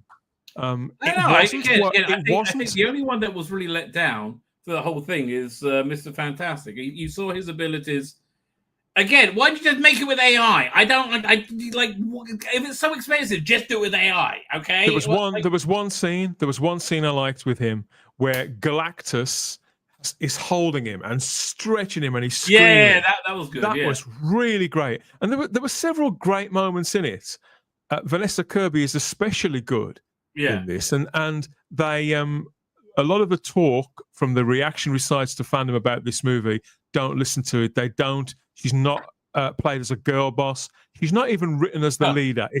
They're portrayed as a family, not even dysfunctional family either. No, they love each other, which is also quite nice. That's the saving grace of the film, is that it does manage to communicate that. Unfortunately, where it I would does, say even the robot is a part of that family, and I was surprised the robot would be. Right? I don't know. Like again, I have to really see it again because I can't really remember I don't think they delivered the cosmic Kirby stuff as well as Thor did. Thor really realized the Kirby, what's the Thor homeworld. So while this was good, the cosmic stuff, I think you're right. I think it was too dark. Like literally, you couldn't see it clearly enough. It should have been brighter. If you're a fan of, I grew up reading Fantastic Four UK reprints. That, strange enough, they were always in black and white, so I never got to see these fabulous colours until I got collected editions later on. But they used to do. Do you remember Fantastic Four? They used to put them out as pocket books, so they were sort of elongated A5, always in black and white for about 45p, and there would be usually 2, sometimes 3 full American comics in there. Let's thumb through it. And it gives you a different appreciation of the art. But those stories that make up, say, the first, certainly up until the mid-70s, when they started to sort of make it more a cohesive universe, when Fantastic Four was that sort of slightly pulpy, family-orientated fantasy book, that's the stuff they've returned to for this, which I really appreciate. And the way that they retell that original Galactus story, it's done deftly and nicely updated. So the stuff that I usually have a problem with, all that's absolutely fine. I can't even blame Pedro Pascal, but it is the character of Mr. Fantastic. They get him completely wrong. He is 100% the weakest link in the movie. I think the guy who plays Ben Grimm is excellent. Johnny Storm was excellent. See, I didn't like the previous version with what's the name, Jessica Alba. I missed the one in the middle. I never saw that. But like I always thought that's the one with Chris Evans as Johnny Storm. I just thought he was like a mean dick. Whereas this one, I didn't get that vibe from him at all. Well, they wrote him. They wrote him and portrayed him in those noughties movies, kind of like a lot of young men got portrayed in noughties movies. So he looks like he's just walked off the set of the last. You're right. Yeah, he looks like he's just walked off the set of the last American Pie movie, and that he's about to play some sort of prank directly out of, I don't know, out of Old School or one of those things. He's like a broski type. In this one, in fact, the best thing about it for me was probably how well they realised Johnny Storm, how he was still chasing chicks, and yet he wasn't written as a cartoon. By the way, is Ben Grimm Jewish? He's meant to be, yeah. Because he ends up when the world with no mold spoiler, but when the world's in deep peril and people are huddling together, he ends up going to the synagogue to see this this chick he quite likes. He meets earlier in the movie. Remember that bit? Yeah. Yeah. This is what I like about the Fantastic Four. What appealed to me then and what appeals to me now is that even though they are outlandish fantasy characters, the situations that they find themselves are often ones that most people will experience in one way, shape, or form, and they come back to one another. Yes, they argue, they have their differences of opinion, and they're very different characters, all 4 of them. They always ultimately return to the center of their world, which is that functional family unit. They're stronger together than they are separately. And although there was a fun thing solo comic book for a little while, it never really worked. And then they did like Fantastic 3. They changed the lineup. They tried all really. No, it's this traditional lineup that just completely works. In my, I don't want to appear like I'm really down on this film because I'm not. But it lacks, and I'm trying to resist a direct comparison with Superman, but it's very difficult. Yeah, Superman. Superman is. They brought them out back to back. Superman is magical. Absolutely magical. Fantastic Four has a stronger, more conventional central narrative, but the magic of Superman is what makes it a truly memorable film, and which means that you can go back to it again and again and again, and it means it will make a star of David Corenswet. Whereas Fantastic Four is just one of a number of films that Pedro Pascal is in at the moment.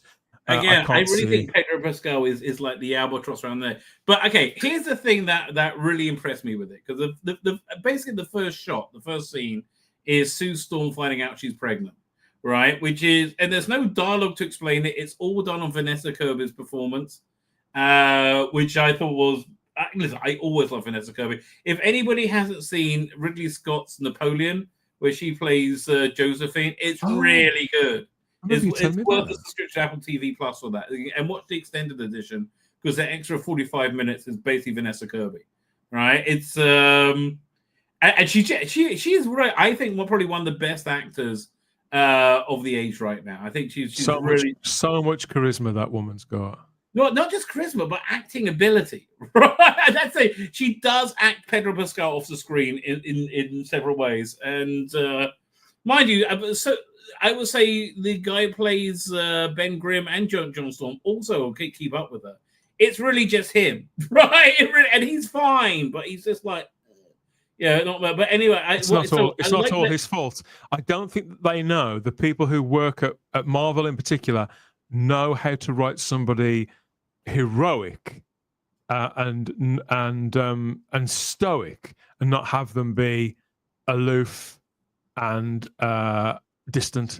That's fair. Okay, but I was saying the thing that really won me over this movie, which is why I'm like cheerleading it to a certain extent, is because again, it starts off with Sue Storm finding out she's pregnant, and motherhood is the theme of the movie, and it goes right the way through the movie. It goes right the way through it's central to the narrative, and while there is a feminine topic, the movie doesn't feel feminist or feminine or like it hates men. Right, it feels like it's a movie for everyone, right? But again, I like that.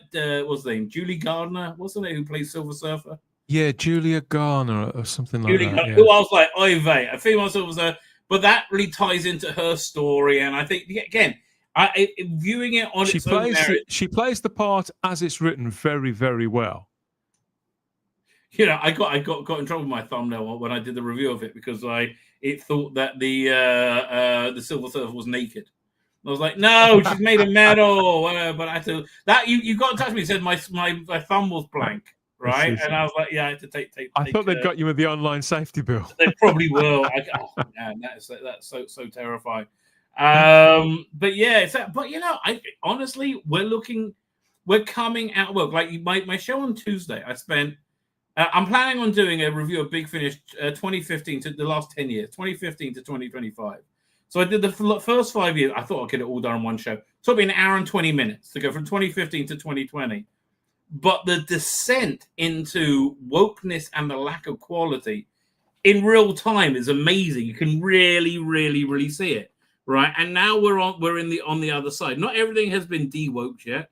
Right, and it didn't have to be like Star Trek. Hopefully, will be when this merger goes through. I hope they Batgirl Starfleet Academy, and I think there's after it got completely trounced with its what was it, the teaser trailer got ratioed into oblivion.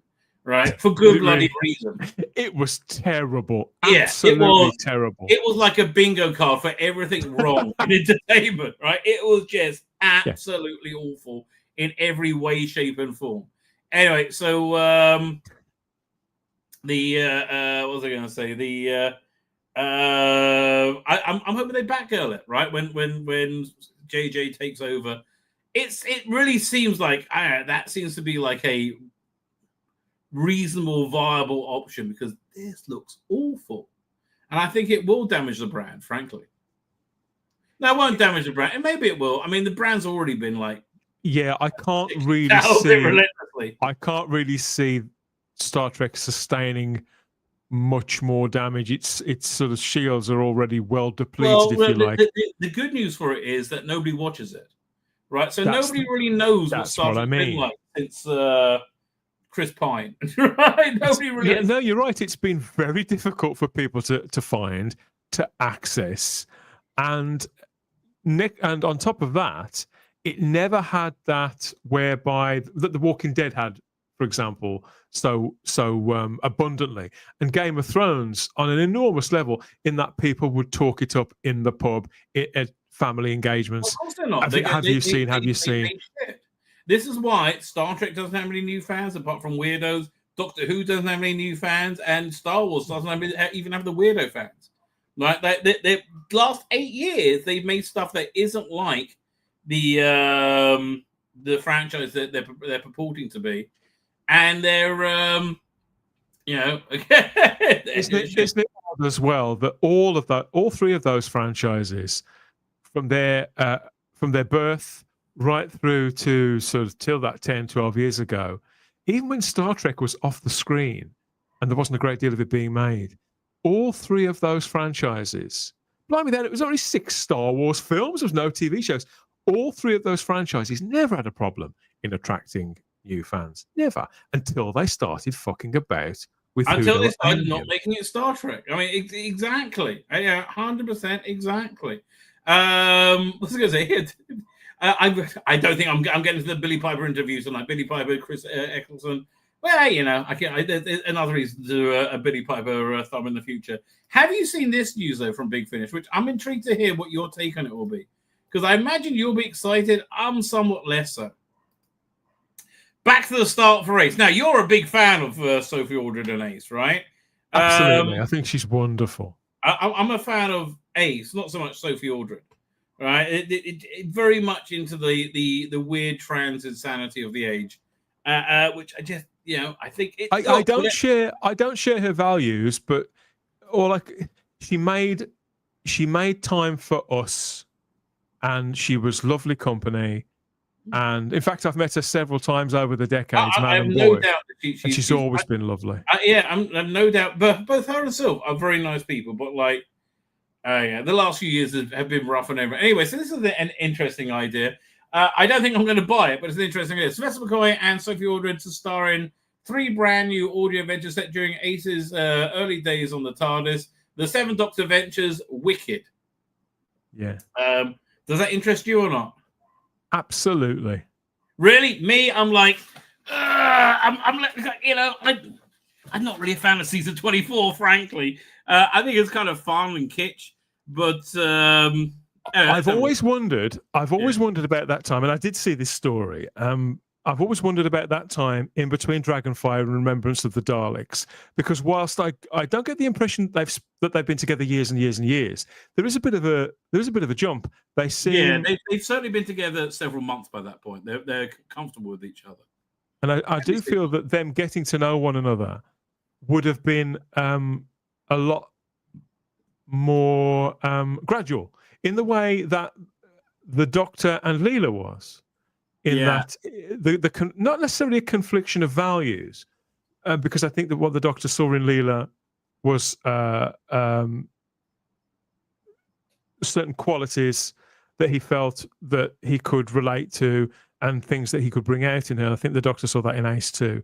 But we were able to kind of walk through the evolution of the character of Leela, whereas in the McCoy era, across those 2 seasons, whilst I appreciate what Andrew Cartmel was doing, because he had such a finite time in which to do it, things sort of leapt on rather than gradually move through. So I think this is a good window to drop some stories into. You're probably right. Say, let's listen to what they're saying about it.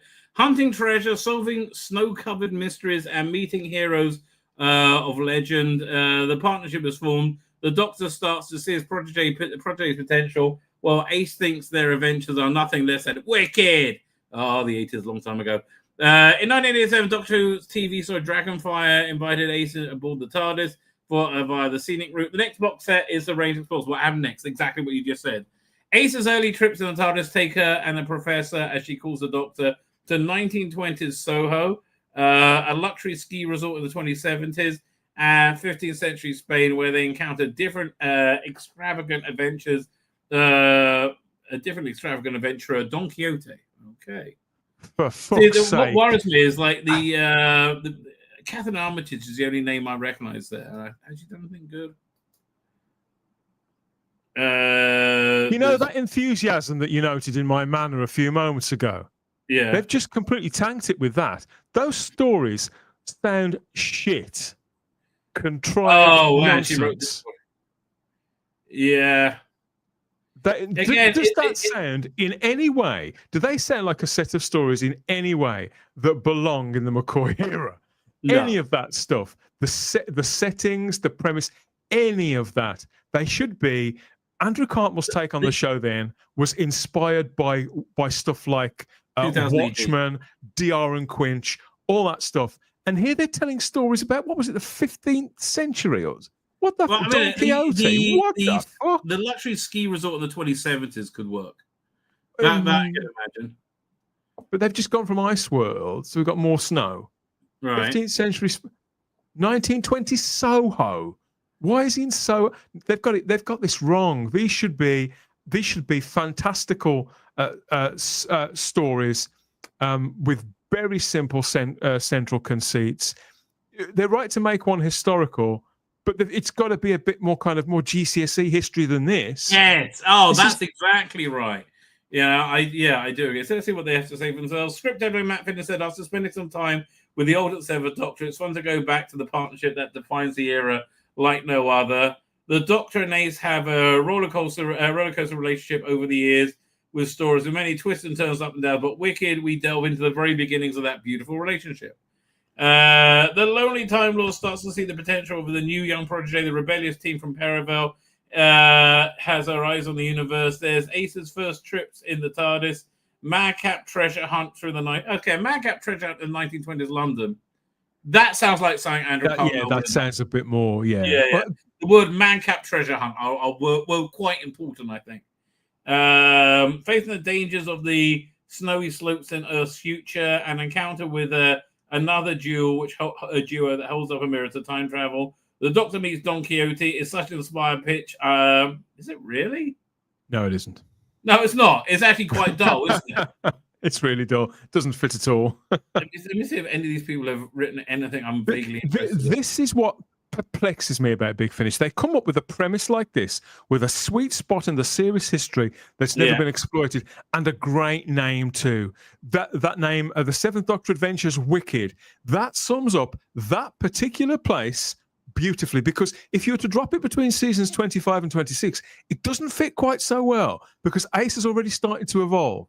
So to put it in that place, Wicked, exactly. when you hear the word Wicked, I hear that word in a spiky bubble, like you're shouting in a comic book. And that's what these stories need to be. They need to be punchy. They need to be three-parters.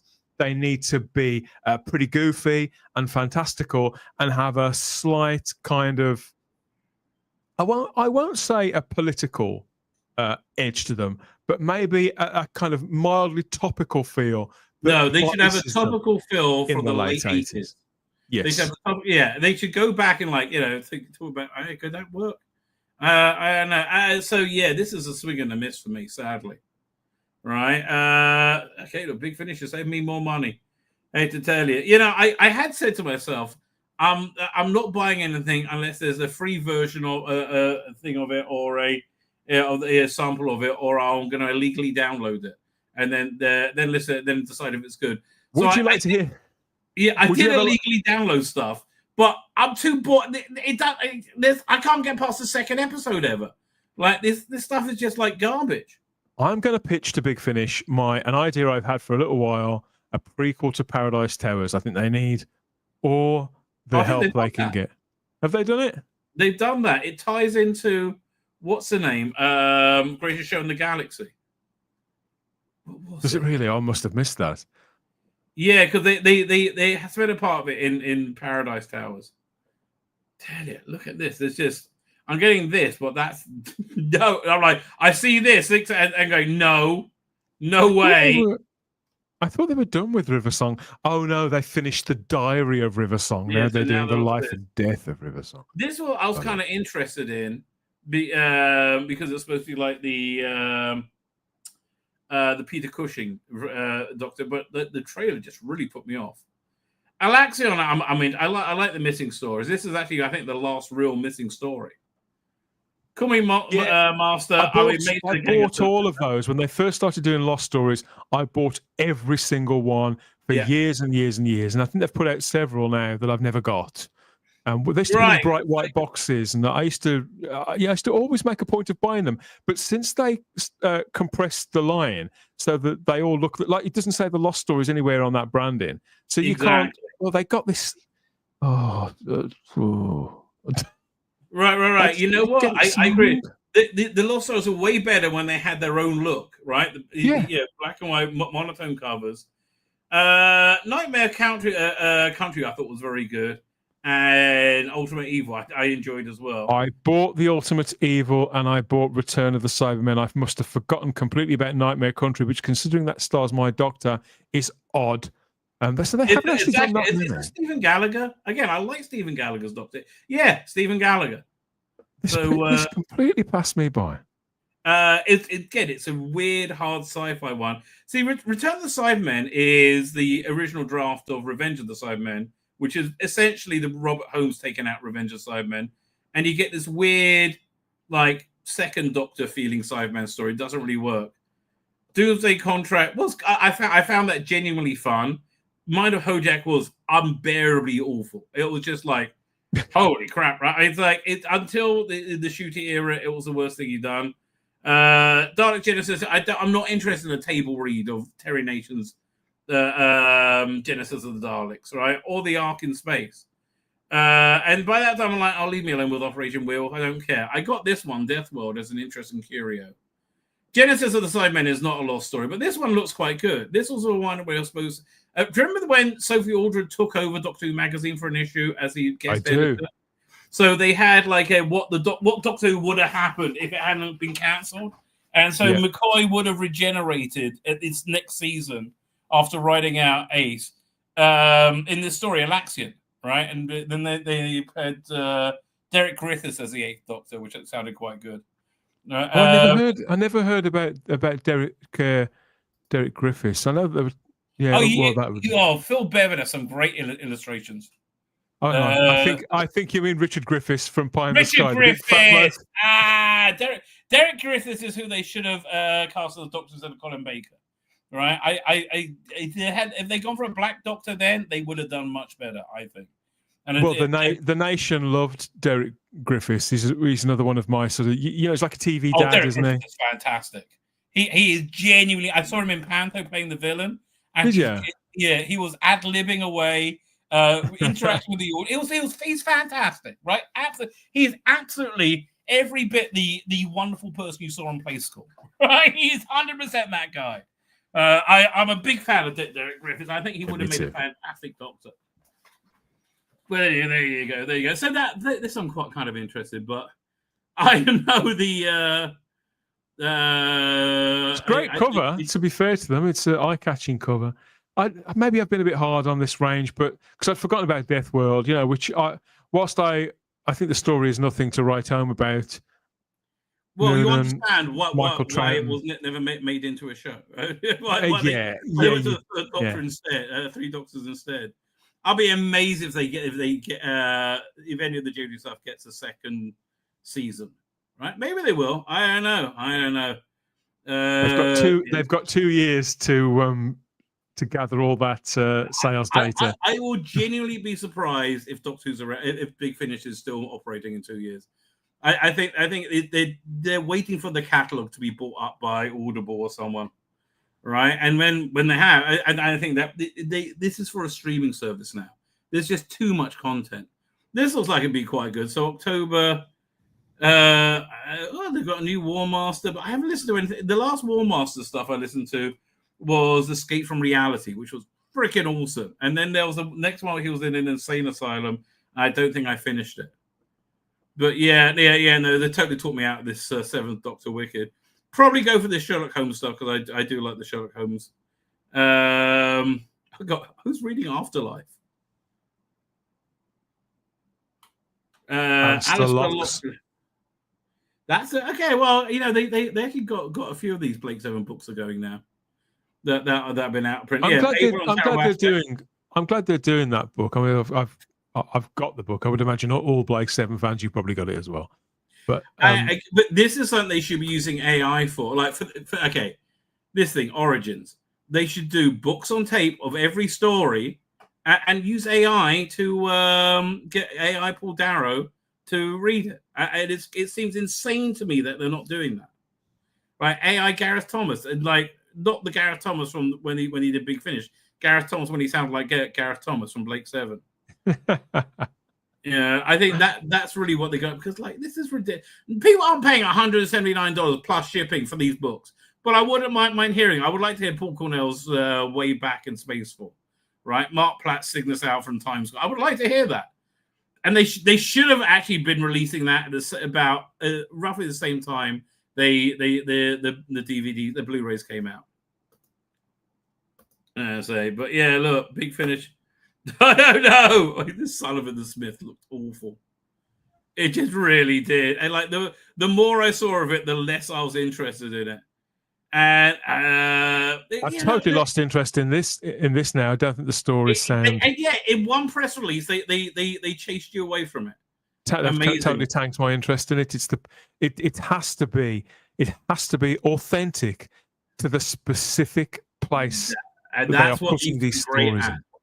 That's what they used to be great at, and they to a lot of great. That's why I like the Stephen Noonan stuff, because it generally speaking exactly. Is. Mind you, I'm still struggling with the Companion Chronicles, because the first one is Maureen O'Brien reading it, and it's an okay little story. Didn't really hold my attention that much. Second one is Carol Ann Ford reading it. I'm only halfway through. I want to get to Stephen Bloody Noonan, who I know can carry a bloody story. Right, and it just hasn't interested me enough.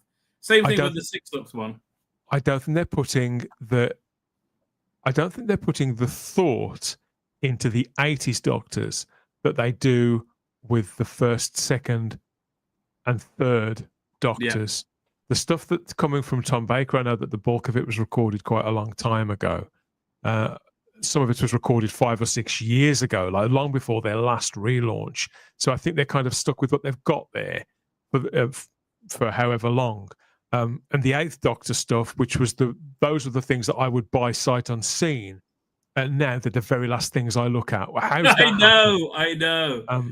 Honestly, I think they won their last bites of the cherry with traditional fans like us is the Ninth Doctor and Billy stuff. I even like the format.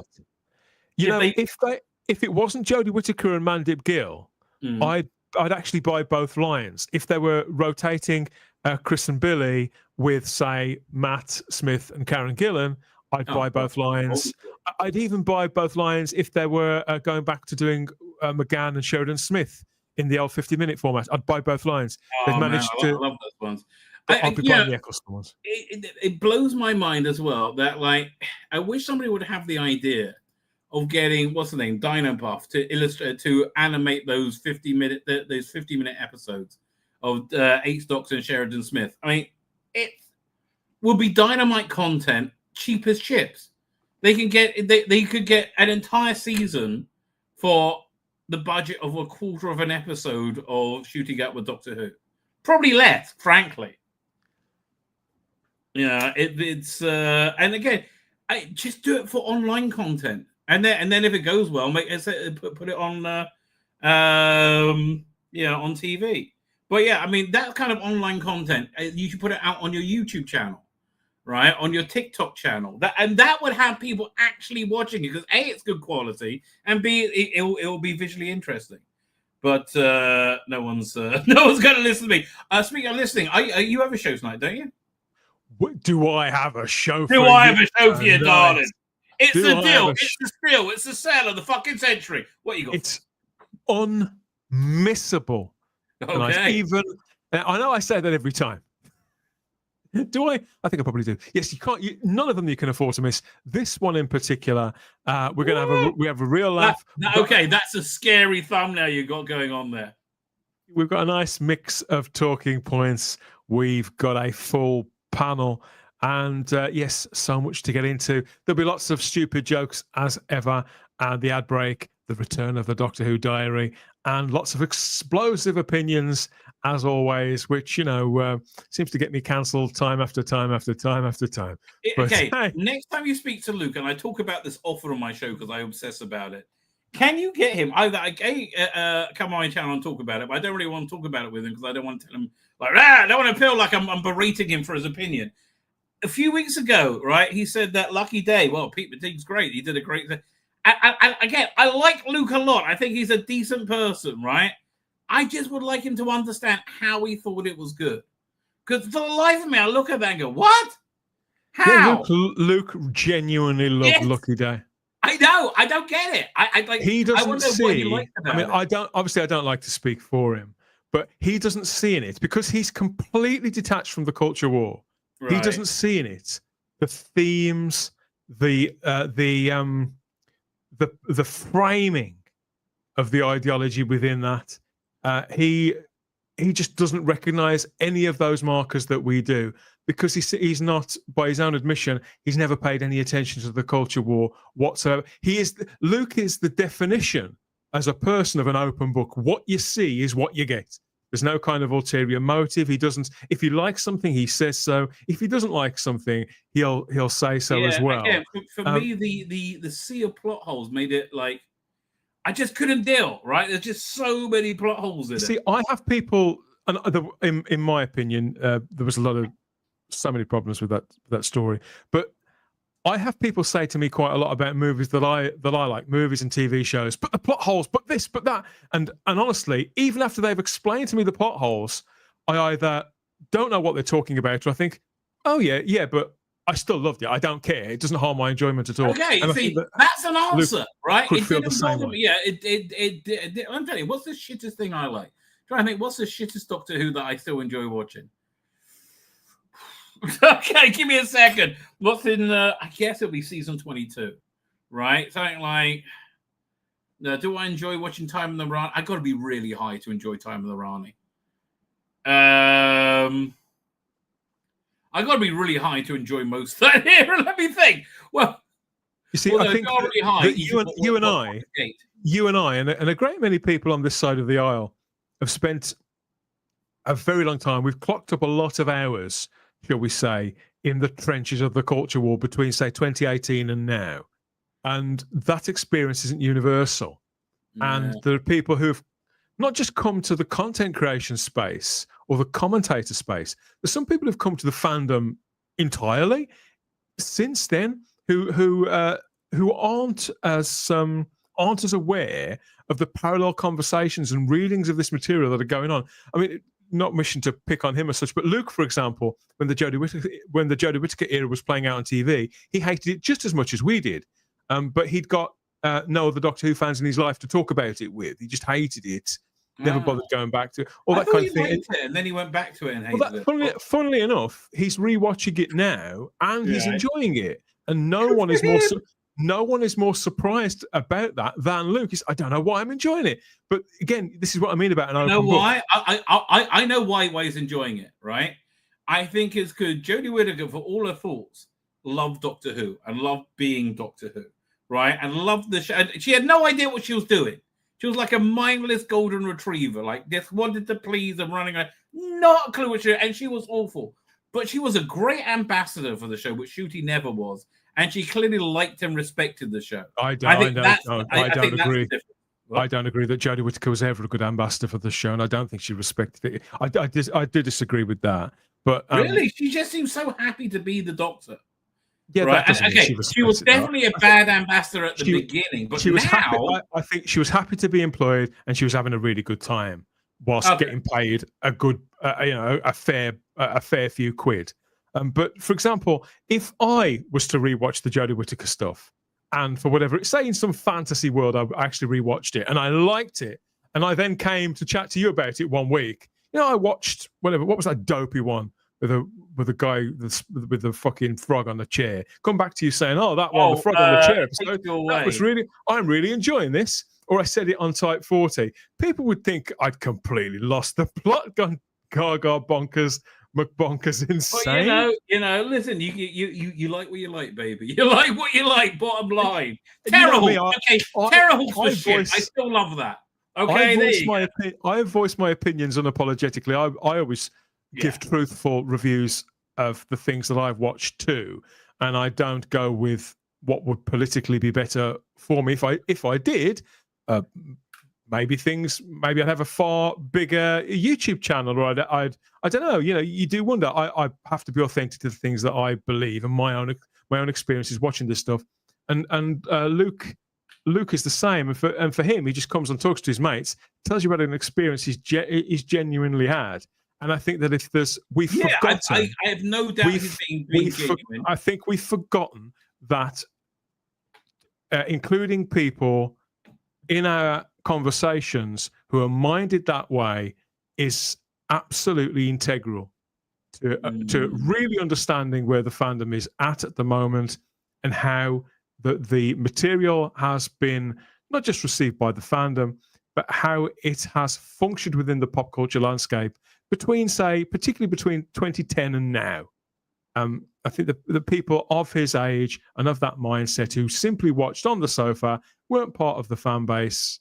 It's crucial, I think, because in some ways we can become not just too close to the show and too invested in it, but too battle scarred from not just the conversations, but honestly, the victimization. I look forward to. I think it'll be a year or two from now, maybe a year, that people will be able to sit down and have a drink with each other. That I think we're going to lose the crazes from fandom who hate anybody not like them. I think that's very much what Type 40 is all about, and the recipe that we stick to right from when the podcast was first put together, and it's the reason why we are authentic. We are the authentic source for this kind of conversation. It's because you get. If I could get on genuine Jodie Whittaker fan, well, I have had people on who genuinely love it, then I would do. Didn't Charlotte like it? No. Charlotte Ram. Think so. Oh, Shah was. She did. I mean, she kind of. I think it. I haven't had the conversation with her for a while now, because I know that her feelings about Doctor Who have evolved compared to how they used to be.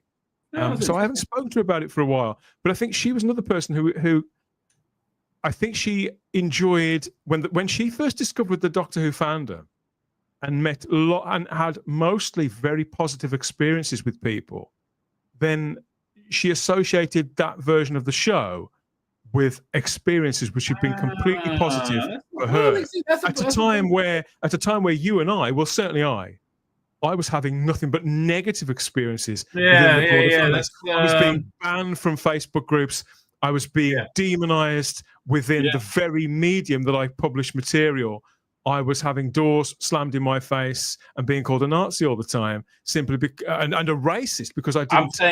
This white woman playing Doctor Who was very good. So her and I had completely different experiences. Those people are generally mostly gone. I found the shooty era to be less toxic, right? Or was I just more used to it? I can't tell. Anyway, you can check out the Type 40 experience in 52 of your Earth minutes for yourself. I can't believe you got Doomsday on the cover. What's the name again? Who cares? it was Sue something, was it? Suze Kempner, that's her name. Right. Suze Kempner. Anyway, there you go. God, she was awful. Anyway, with that, ladies and gentlemen, I'm going to slink off. I'm not back, right? I'm not going to be back on Saturday night. I'm not going to be back on Sunday night. I will probably do a show on Monday. Depends. I don't know. See how things are going. But I will. Yeah, Doctor Who will return, they say. But Tzvi Lebetkin, the Rabbi and Hammer will certainly return. Well, one can only hope. Who knows what's going to happen tomorrow? I hope I'm going to return, right? In 520 rels, says Robert Payne. Who am I to disagree, right? Fine. With that, ladies and gentlemen, I'm going to hit the end broadcast, but I'm going to hit it again. Say good night.